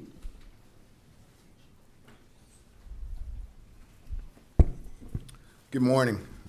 Just about afternoon. Hope everybody's enjoying their Chick-fil-A's. They look quite good. I'm opposed to HB 200, the so-called instant runoff voting. In actuality, it is ranked choice voting. Ranked choice disenfranchises voters. If your first choice doesn't win on the first go-round, that vote is thrown out. It's confusing and expensive, as is evidenced by all the questions. New York spent $15 million in an attempt to educate their voters on ranked choice. The majority of the voting public still didn't grasp it.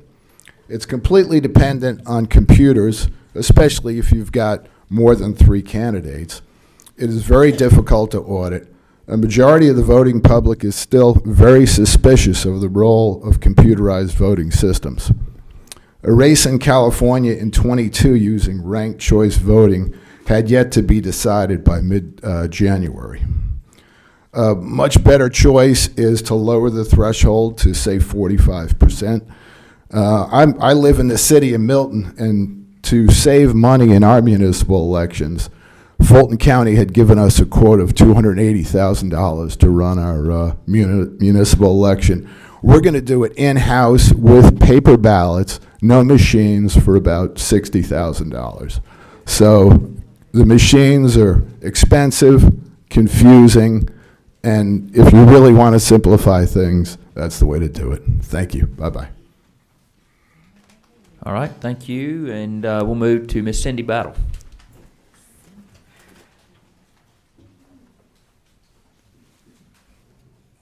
Okay, now we can say good afternoon.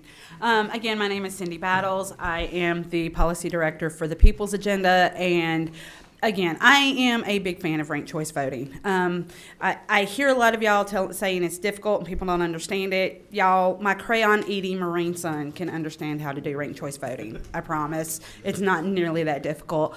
As for the audit situation, it's not more difficult to audit per se, but the RLAs that we currently use cannot be used to audit ranked choice voting, which is why, as much as I love ranked choice voting, I'm going to have to say I see some issues with this legislation, just because if counties or municipalities decide to opt in, you've got a couple of different issues. First of all, there are several different ways to do ranked choice voting. So unless in this legislation you're going to pick one so that all of the municipalities are using the same one, it's going to be a nightmare for counties. And I've already talked to election supervisors about this.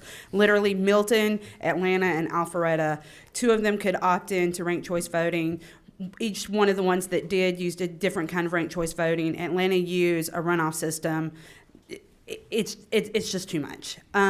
So unless we're going to actually standardize this, I think this current legislation is a problem.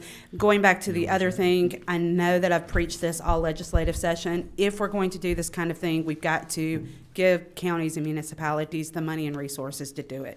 It is going to take more as far as audits, staff, that kind of thing. So those are the things that I would love to see in this legislation before we could support it. Thank you, and I hope y'all have a great rest of your day. Thank you so much. All right, making sure I haven't missed anybody. Miss Victoria Cruz, are you here? I am. All right, come on up.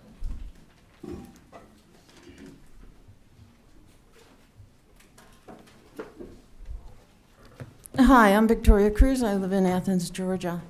I appreciate the opportunity to speak. I started reading about ranked choice voting after it was approved for the military. I thought it was a good idea then because SB 202 shortened the time between the election and the runoff, and there was really no way. It's almost like one change caused a problem that made another change necessary. And now looking back on it, I really don't like what happened there. Because I found out that veterans here in Georgia are trying to get that changed. They feel like it's unequal participation by the military.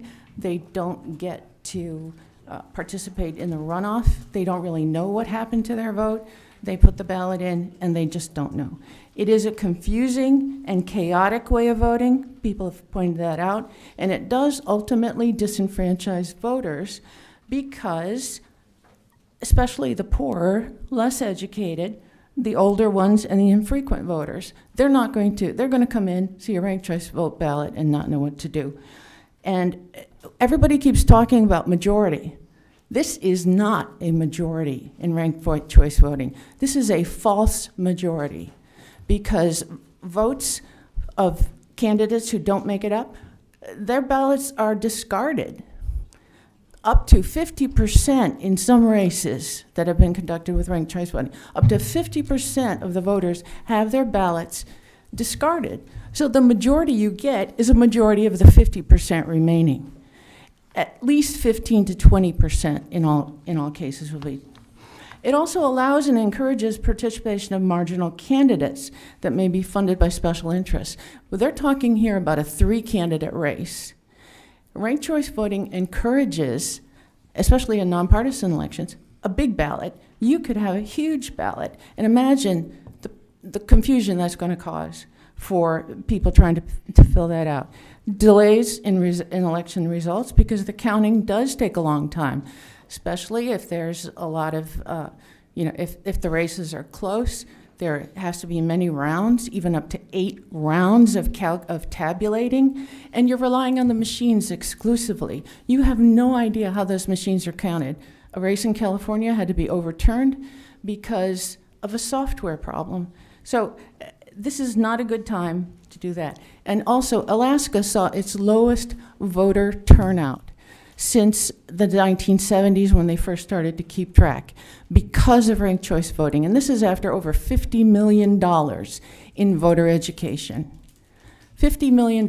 And you're talking about education in different languages too. So you have to take that into account. You can't just put out videos in English or commercials in English. It's going to be very expensive.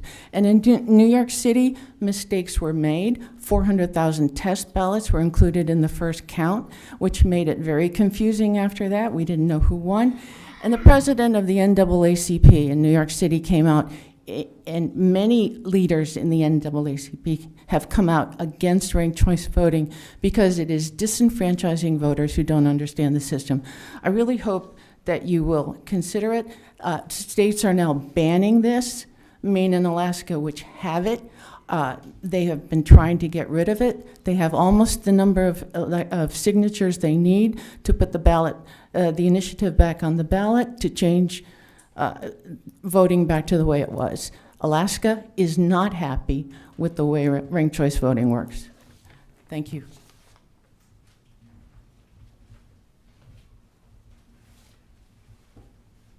Thank you, Ms. Cruz. And I believe that concludes the public comment. I want to thank the sponsor here for presenting. It's been a great discussion all around on the elimination, possible scenarios for eliminating runoffs. Can I do one final comment? Yeah, closing comment. So just a reminder, there's a lot. I do appreciate everyone coming to Capitol. I know it takes resources and time. That's important to you to be here and to speak a bill, whether you're for or against the bill.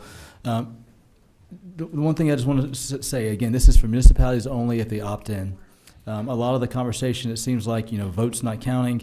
That's only true if you don't vote in all the races. And that's no different than today when you don't show up to vote. So if you don't show up to vote, your vote doesn't count. If you don't fill out all the races, that's basically a showing up to vote each time. The only other piece I will say is, this is, I appreciate you guys considering it. It's something that I think is at least a good, valuable conversation, and maybe we got out of this local legislation piece so that cities can opt in and have that option to not have plurality and to also not have runoff costs. So thank you so much. Thank you very much. And I know it's been a long morning. Now we're into the afternoon. We're going to let Representative Mathis present his 625.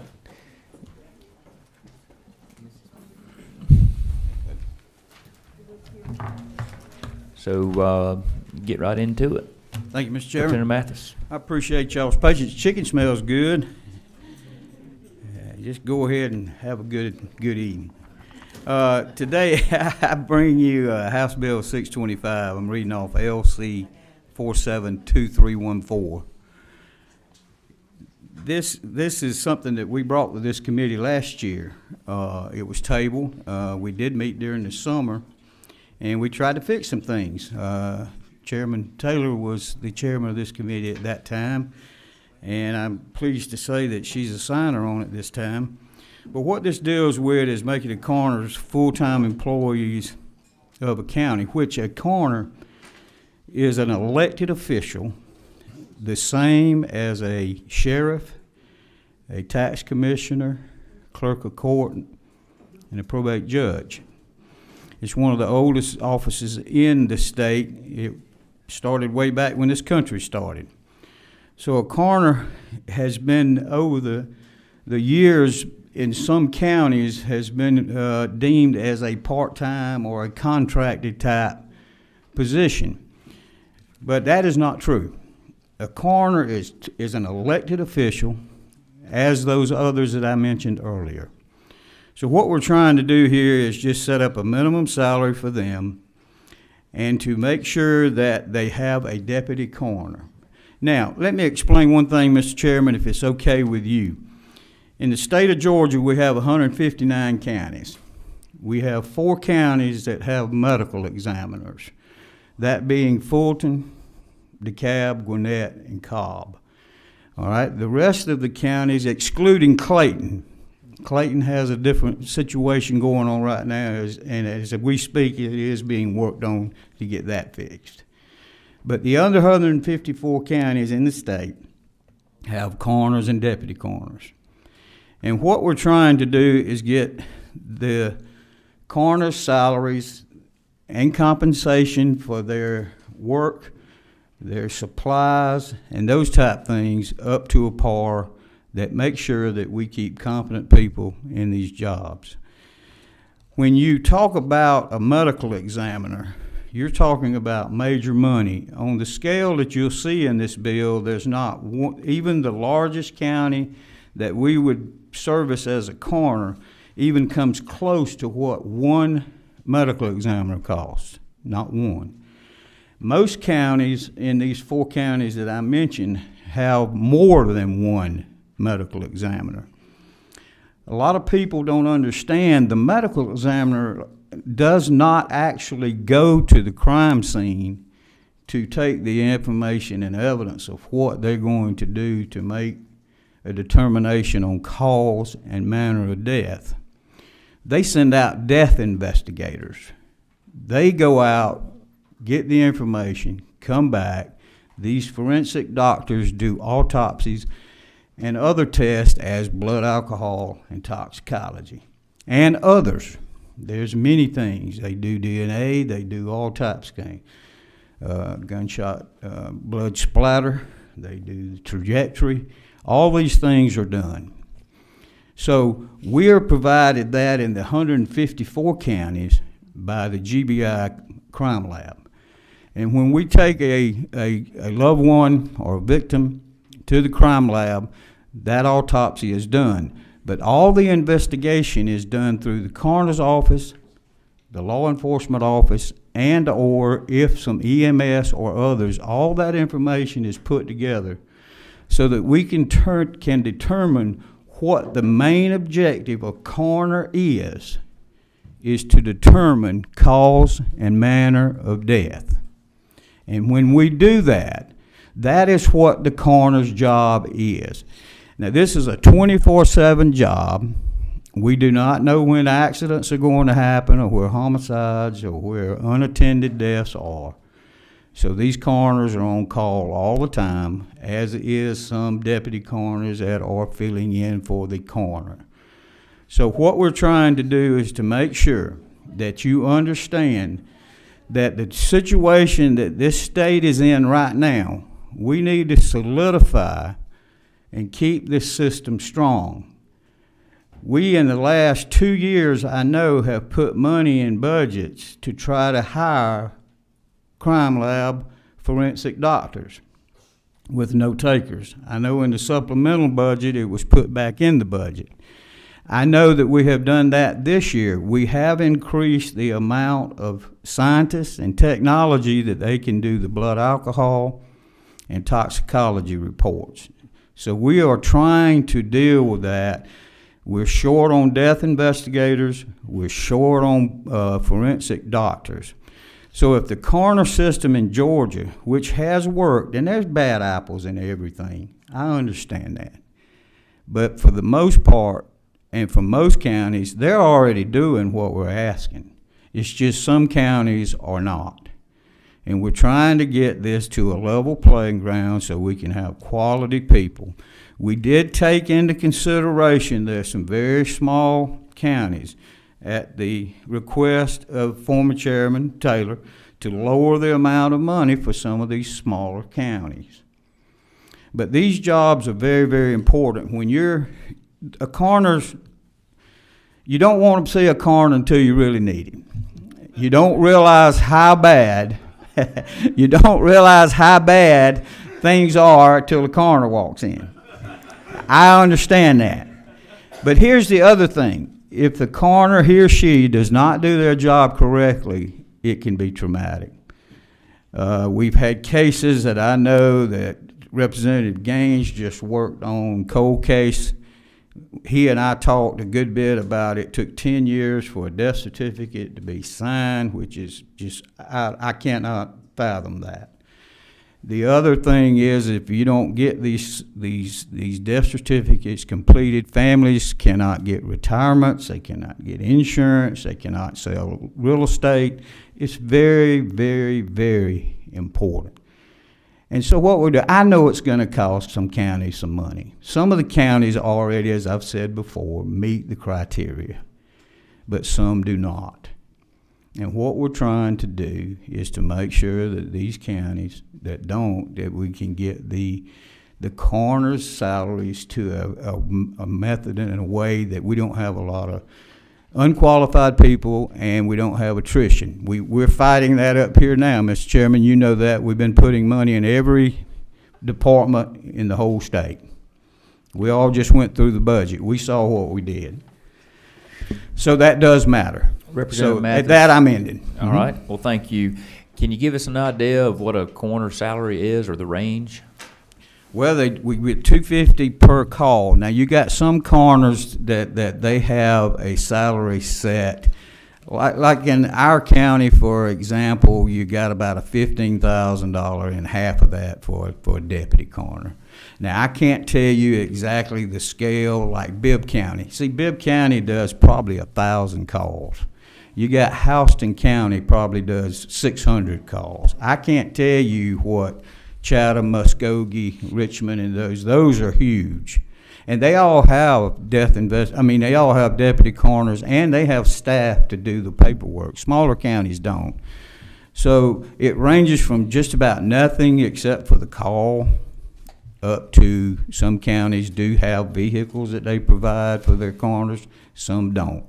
And your bill would bring the salary to? It would get on the scale, if you'll look right here, what it would do for a coroner. Based on the populations, that's what it would do from 0 to 2,999, 8,000, and then it goes all the way through the scale up to 500,000 people and more to 105. Now, if you look at what one medical examiner would cost, it'd be a lot more than that. And then if you turn in that you're going to hire death investigators to work with them, it's going to be more. I realize it's an initial investment, but I do realize this. We are in a critical part of Georgia. We heard that. We just offered what? Scholarships. Some loans for folks to go to school. So they're gonna work for the state for 5 years. That's how critical this is.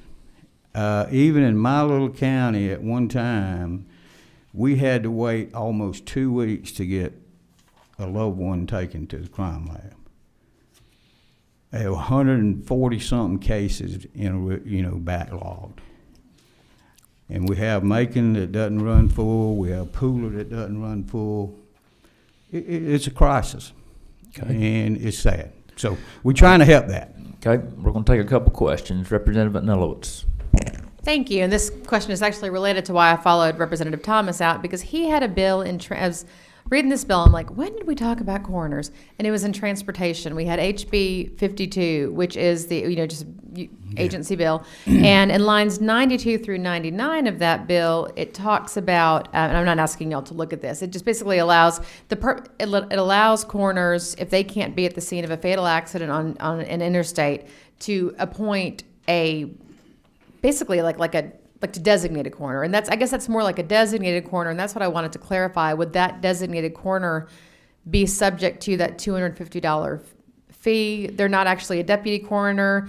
I'm just trying to figure out if there's going to be any impact on HB 52 and the creation of these designated coroners with these fees. Yeah, Representative Adams, I think I understand because Representative Thomas did talk to me a little bit about that. Okay. What happens sometimes you get into a situation where the coroner can't get immediately to a scene. Right. I think the biggest thing was like in traffic here. That's exactly right. Yeah, like if the coroner's stuck in the same traffic. That's right. He can't and get you there. have a situation where the EMS and the law enforcement can document where that individual, that loved one that has been lost. Right. You can go ahead and document where they were, specify exactly all the surroundings and what happened, and that coroner can give them the authority to go ahead and move that loved one. Right. And the reason they do that is to get the roads, not only the roads back open. We have a big problem with people on social media taking pictures and sending them out. I've had that case before where a family member actually found out that someone had died on social media in an accident. So what I'm saying is that's what that is. Right. That's a totally different thing than what we do. Right. I just didn't know because I was looking in this one with the line 35, just the fee of $250 for each case worked by the deputy coroner. Would these designees in HB 52 would they get that fee? Or they're not really a deputy coroner, though, as defined in this bill. That's sort of the conclusion I've come to, but I wanted clarification. Yeah, I just think that person that's just given the authority to someone to go ahead and remove the loved one from there, and because the death certificate and determination of cause and manner will be done by the coroner or the medical examiner. But then they would not be sort of the deputy. That's right, and most of this was specified in this big area where they can't get there. Thank you for that clarification. I appreciate it. Thank you. All right, we're going to move to Representative Anderson. Thank you, Mr. Chairman. First of all, I remember this discussion we had last year in this committee. I also remember the discussion we had this past summer in Chairwoman Taylor's Service Delivery Subcommittee when we discussed compensation packages for all county officials, that sort of thing. I've got just a couple of questions. In your bill on line 103, you refer to the office of coroner shall be a full-time position. All right, and this is just something for clarification for me. I know in other positions, like let's say a state court judge, depending on the population of the county, may or may not, and the caseload may or may not be a full-time position. If it's not a full-time position, they're allowed to maintain private practice in addition to serving as their judge.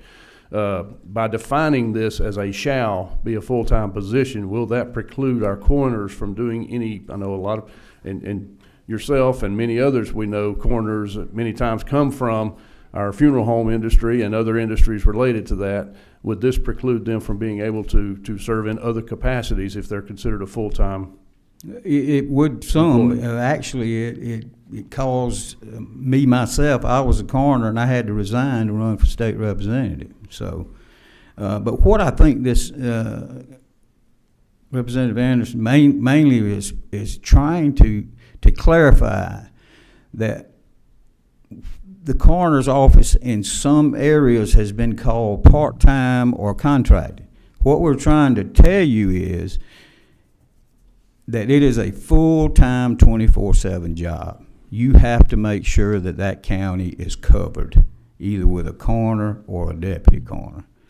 Now, do you have calls every day? I guess it's a lot like a fire department in a small county. They're there, they work, but they don't have calls. But then one day they may have many calls. So you understand what I'm saying. That's the way that works. But yes, that's basically why that language is there, that this is a full-time employee. And what we're asking is a county to be mindful that is elected, just like these others that we mentioned, that they're entitled to the salary, they're entitled to health and care and retirement. Yes, the county offers that to other elected officials. That's what we're asking. Okay, Mr. Chairman, a follow-up if I may. One of the reasons I asked that question is just looking at the minimum salary schedule you have here.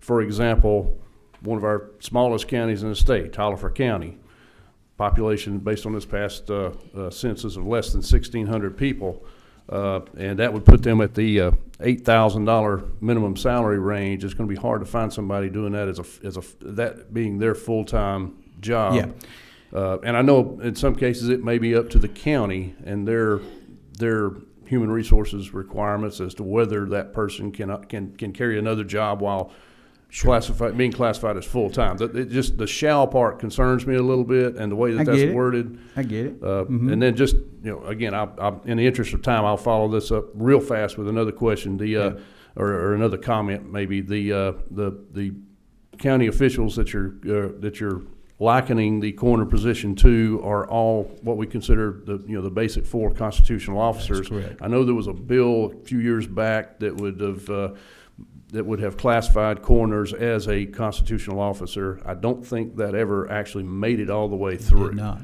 Okay. Just I think making sure my Chairman recollection Jay is Powell correct. carried that bill one time. Correct. Yes, sir. Back. Yes, sir. Coroners got taken off the constitutional officer. They were constitutional officers, and I guess I should have done a little more clarity on that, but I know it was taken off, but they were. And I will reiterate that even chairman and county commissioners is not a constitutional office. So correct. Yes, sir. Yes, sir. All right. Thank you. Yeah. All right. We're going to go to Representative Fleming. Then we'll hear from Todd Edwards with ACCG. Thank you, Mr. Chairman. Representative, I appreciate you bringing this. I think you're on to something. I think we need to make sure that the interaction between the coroner and the state crime lab remains strong, and usually paying folks a little better, you get a better quality result. I want to try to better understand that myself going forward and flesh that out. I also had the same question that Chairman Anderson had here about the full-time position and what would that do, and could you have another job, and who would that disqualify? I think the real purpose of line 103 through 105, and Stuart can help us with this, is the benefit part. And if you simply struck the first part of that sentence, the office of coroner shall be full-time, then you still would get your intended result and not bring up this unanticipated, maybe possible question.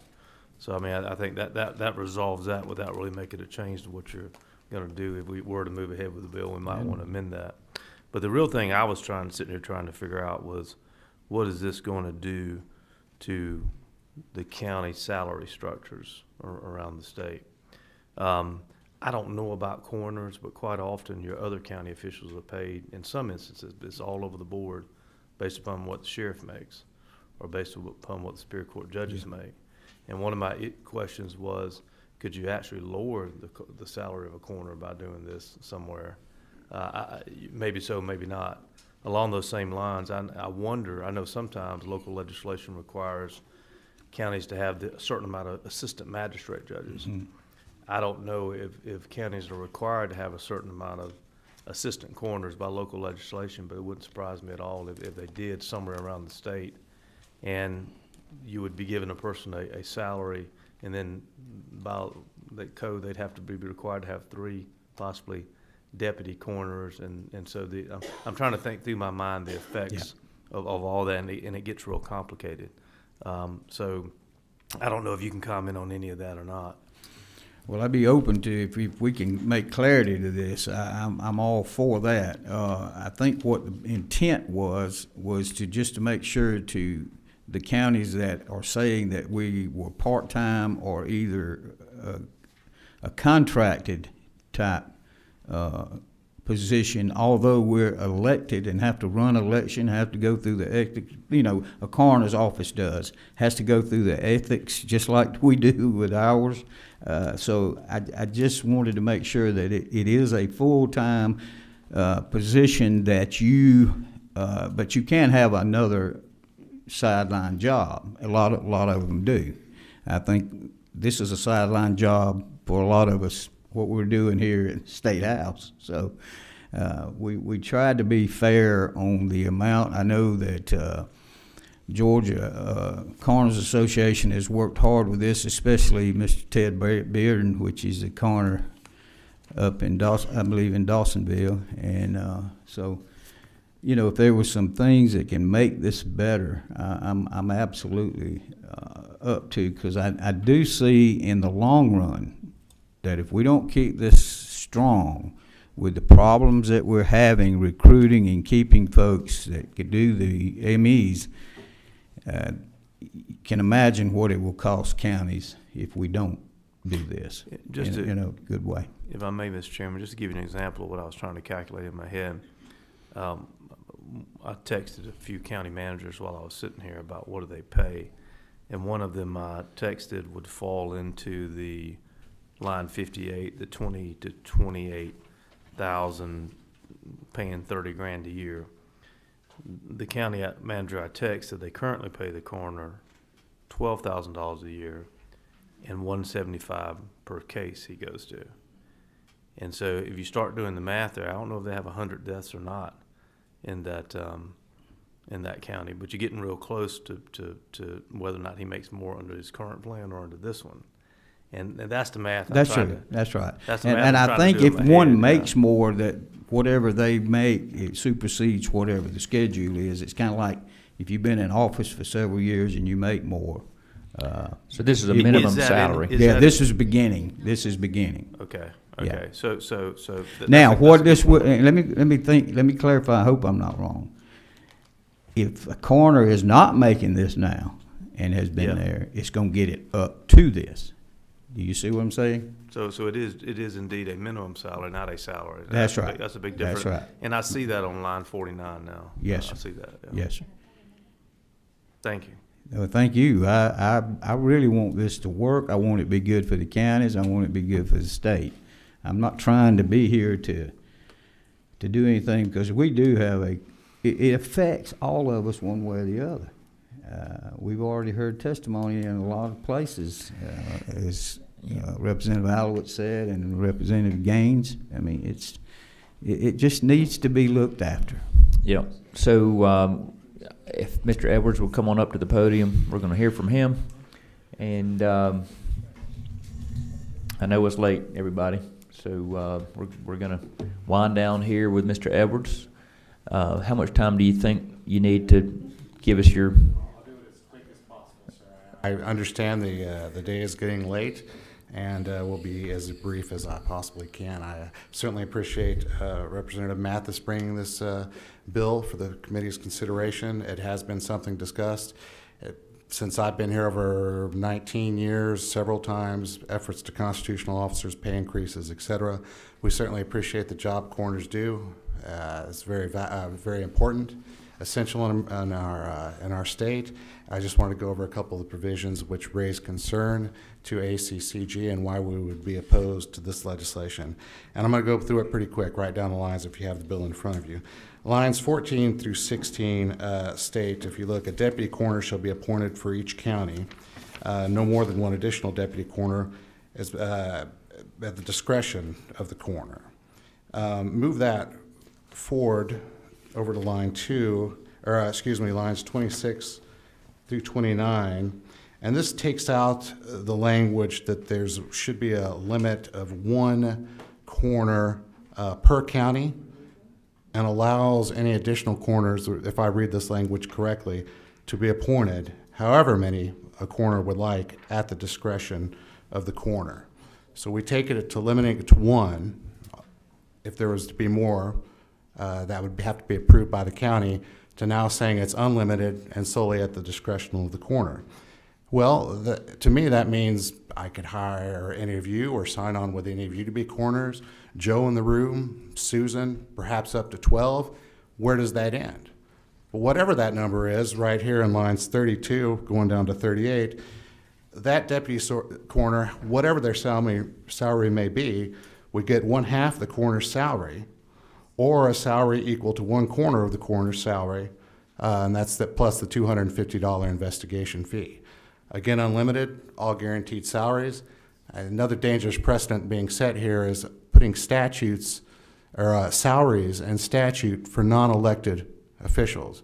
Now, we do have them for constitutional officers. We do have some base pays on the next page for coroners, perhaps deputy magistrates, or where will that end, going forward? Deputy sheriffs, mandating salaries for them.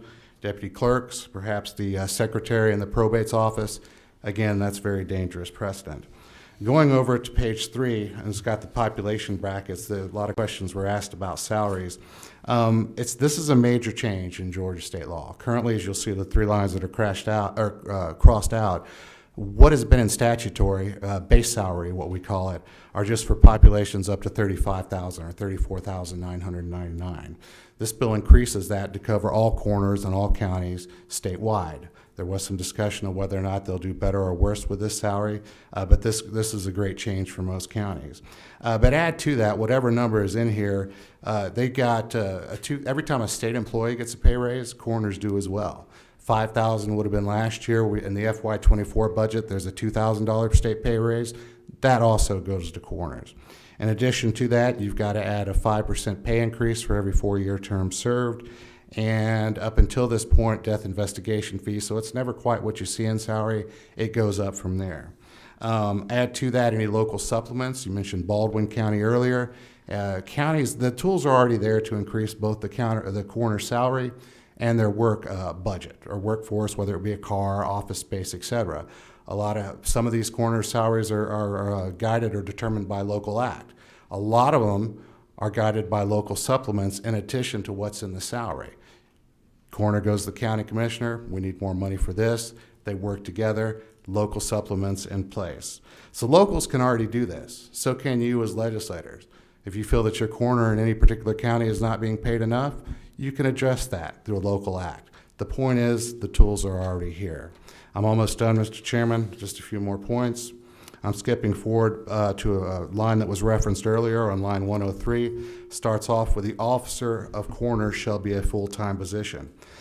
We respectfully argue, as important as they are and as much as they are on call, it is not a full-time position in the state of Georgia. If you're being on call 24 hours a day, that's often shared the responsibility with a deputy coroner. And as I mentioned earlier, however many deputy coroners a coroner may wish to hire at his or her own personal discretion. Those persons can also serve on call. Oftentimes what we find are coroners, they are elected officials just like our county commissioners, but they also hold other full-time positions. Often in many counties, these could be funeral homes directors. So if it holds a full-time position here, the coroner, does that mean he or she has to give up all of her work or other full-time positions? That's a question that was raised. That's a good one to explore.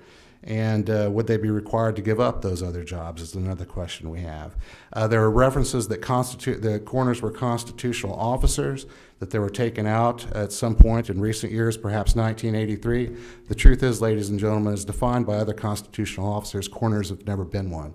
I didn't bring having the bill first read yesterday. I'm sorry I didn't get my legal notes prepared to testify today, but my understanding is there were a reference once in Georgia's initial constitution, never referenced since. They are not constitutional officers in terms of the sheriff, the tax commissioner, the probate judge, and the clerk of court. So in closing, we have the tools to do this, both you as legislators and both coroners working with their county commissioners, as was mentioned, the president of the association, working with the county commissioners up in Dawson County to take care of this. In fact, we would respectfully recommend for consideration that rather than instituting this, treating them much like constitutional officers, which they are not, that we get rid of the elected office of coroner altogether. keep the statutory requirements in line for counties, let counties hire, let market forces and prevailing wages take the place of the schematics in state law. I think it's also troublesome, and I'll be honest with you, we mentioned about the cost on counties. When state law guarantees a budget or an expense for coroners, they're elected on one spectrum, county commissioners on the other, but yet we have to fund it, or our commissioners, our members, fund it at the level. There's a separation there that also gets difficult to match up when those making the decisions are not those that are having to fund it. Doing away with elected office and the salaries in state law altogether might fix that. Secondly, we have come forward with increasing the death investigation fees so that those actually doing the work would get paid. We offered a proposal earlier this year to raise those fees. If it's the deputy doing it, he or she would get the salary. If it's the coroner, that would be on top of what is in salary. It's a dangerous and inefficient way to run government, we believe, and it could be a great detrimental impact to county, particularly in budgets.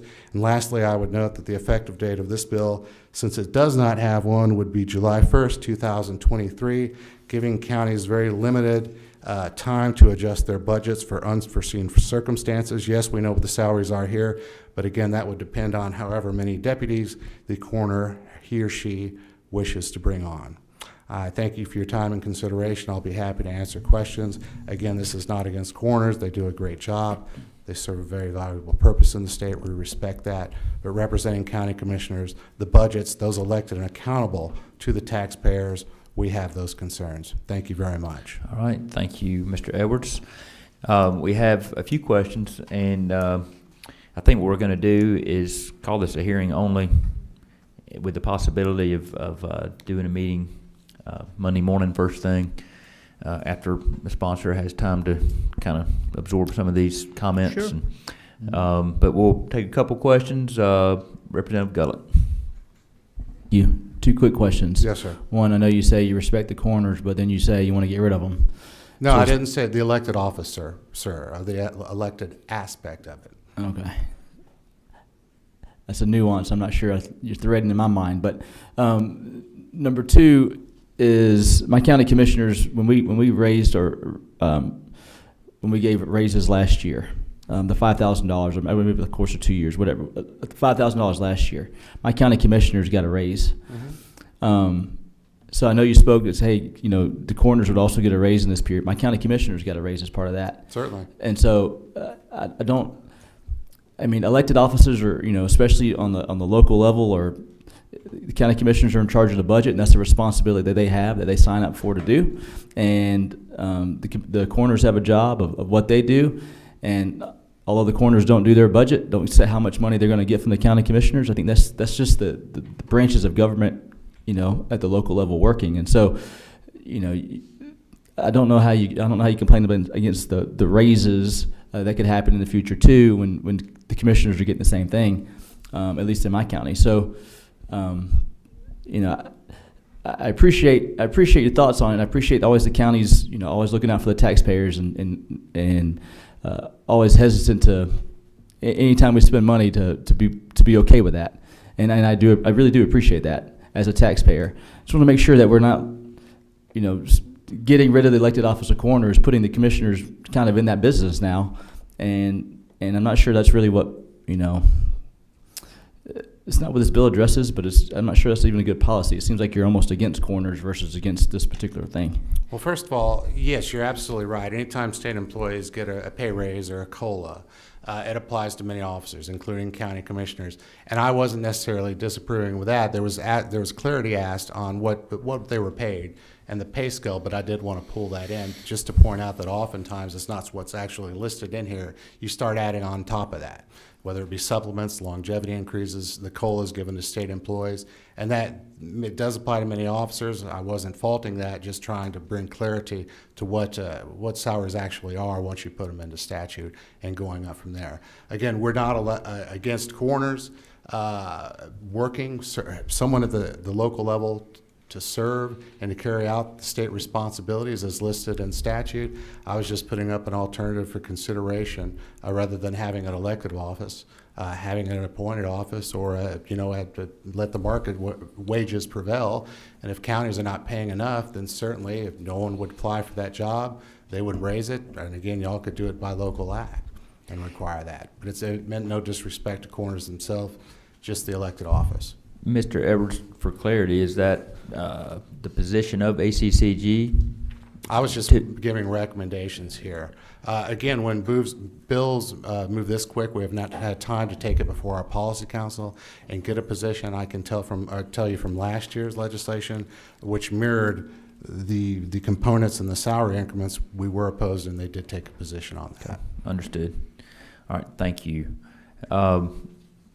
Representative Fleming. Thank you, Mr. Chairman. Todd, I appreciate you coming today, always giving information for us. You did mention, and some of the things you mentioned do in part answer some of my questions, and that is, I heard you say we've made several proposals to address this situation, and you rattled off a few there. That's good, because it appears to me that this is a little bit of a neglected area we do need to make some adjustments to. And something that I learned in the last round of questioning on line 49, this is a minimum salary. It says of not less than. And so it also refers to the 1990 census, so I'm assuming we're probably in the 30-year range since the last time we addressed this. Having said all that, I think you would probably admit that those three numbers that are in current code on line 51, 52, and 53 seem really low. If nothing else, while we're trying to figure this out, what if we just upped those numbers right there on line 51, 52, and 53? I just penciled in 10K, 15K, 20K, and if some coroner's getting a better deal, he's not going to be cut, because this is just a minimal. And we're really just setting the base until we look at this. And I was thinking study committee over the break, Mr. Chairman, maybe to do that and maybe address it in a very minimalistic way right now. What are your thoughts on that? We would certainly be open to that. You're referencing 51 through 53, what's crossed out, what's in current state law. Yeah, that's really low. Yeah, understandably so, and we would be open to that, but I would say, for instance, in line 51 where it says 1,200, because of state pay raises, in actuality, that salary is $6,530, and I know it's still relatively small, but I want to bring clarity as an example of what's ever on paper. This hasn't been updated. I probably since I really can't remember, maybe 2012. But the increments in between bring the actual pay in that line to $6,530. The next line on line 52 would be $8,061. And then the line on 53 would be $9,591 of what's actually going out. Again, that's not reflected in statute because of those other factors that have to, be accounted for when calculating the salary. So according to your figures, in the very few situations where this may be apply, and we hope it's only a few, we would be changing, if we change line 51 from 1,200 to 10,000, and it's really 6,500 now, we'd be given a $3,500 raise for counties that small. And plus, that's in addition to another $2,000 raise that will be coming with the approval of the FY 2024 budget. That 2,000, yes, and I'm not disagreeing. That would be added to whatever you just decide made an here. even smaller raise if it's 8,500 to 10,000. Yeah. I was just thinking about adjusting those lines right there to send a signal to everybody. We really do need to take a look at this. Sure, and by approving the 24 budget, you would be further accentuating the fact that you have done something. But yes, that would be fine. Thank you. And a $10,000 salary for somebody who's expected to be available every day of the year, 24 hours a day. I know there's some deputy coroners involved, but that's for a 2,080 hour full-time job, and that would be $4.80 an hour. And if I may add to that, sir, that's just the base minimal salary. Added to that is an investigation fee of, I believe it was $75 per death investigation, $250 if a jury is impaneled. Add to that any local supplements that have been approved, unless that's governed by a local act, and the other incremental increases that are in there. Right, But yeah. they do get the investigation fee as well. Certainly. And I know that has to be taken in context too, because it's not always a full-time. And it's not job. always clear in statute what's actually being made. Mr. Chairman, if we really wanted to overpay him, we could put 17.5 in there. There you go. Yeah. That's big, but can I respond to a couple of things that? Yeah, and then we're going to take one more question sure. and close this out. Okay. Yeah, I'm ready. I know y'all are. You're on. Oh, I'm on, okay. Oh, I thought you wanted to respond. Well, I do want All to right. respond to just a couple of things. Yeah, we were talking about the supplement over the salary. There's 57 counties that don't pay the case fees. They just pay a salary, okay? So when Mr. Edwards said a couple of things that most counties comply and do better than what's asked, most. But we have some that do not. So therefore, that's why we're having the issue that we're having, is to try to bring those counties up to compliance. I'm not going to argue the point about the constitutional officer, but we are an elected official, and I believe we were constitutional officers. I'll check that out. But what I'm saying is, as we are right now, we are elected just like any other of the officials that are constitutional and commissioners are. And some, the COLA raises and the cost of living that the state, as we as a legislature gave all the coroners, some counties think that OACCG just thinks that over 35,000 don't deserve that 5,000. So we're just trying to make sure that we're putting this all under the same umbrella from the small counties to the top. Now, Mr. Edwards invited me down to Tifton this past summer too, and we talked about this. This is pretty much the same bill, except for what Chairman Taylor wanted to lower it for equipment, Georgetown. You remember when we were sitting here talking about that, and that was addressed, and that's where we're at with this. And if there's a few shall or as or and or ors, we'll get it fixed. But the basis of this is just to make sure we keep a solid system. I do not think that we need to contract out. I just don't see how that works. This system has worked for many, many, many years, and we are trained at Gypstick. The deputy coroners are trained at Gypstick, and I think that if we compensate and keep quality people in these jobs, that this system will work for this state, especially in the crisis that we're in right now. And I appreciate this this committee and this chairman working with me. Thank you so much. Thank you, Representative Maynor. I'm going to let you close us out with the last question of the day. Okay, thank you. This question might partly be for Mr. Edwards. I definitely support us supporting the coroners and making sure that they are paid sufficiently. I also support legislators being paid sufficiently. My question, though, is what was the intent of the coroners originally being elected? And when you mentioned it possibly not being choices or options for it not being an elected position, were you saying that the HR departments would then solicit coroners? What were your thoughts? Well, it could be an appointed position, or it could be hired. I mean, it's much like we do. Every county has a county attorney, correct? Some of them, they don't have to be full-time employed by the county, or they could bring them in-house and have a full-time. But, I'm just like lobbyists. I'm a full-time county lobbyist. There are those that are contract, but perhaps allow that an option. Allow, the market, the wages to prevail, and I think that would solve a lot of the concern on whether or not they're paid enough. If that were the case, then they simply wouldn't be able to hire anyone and adjust it. But it might be worth looking into whether or not counties, that we should look at that option as well. I don't know the constitutional, again, I don't have the attorneys here. I'm sure they're texting me as I speak, but the background on how that was in a elected office. I have that information in my files. Again, I'm sorry I didn't have to prepare with the legal brief to bring with me today. Yes, ma'am. All right. Well, thank you, everybody. It's been a long meeting. I appreciate everybody hanging out, and thanks for all the good discussion. What we'll do is make sure we send a notice out whether we're going to meet Monday or not before the end of the day today. All right. Thank you. We're adjourned.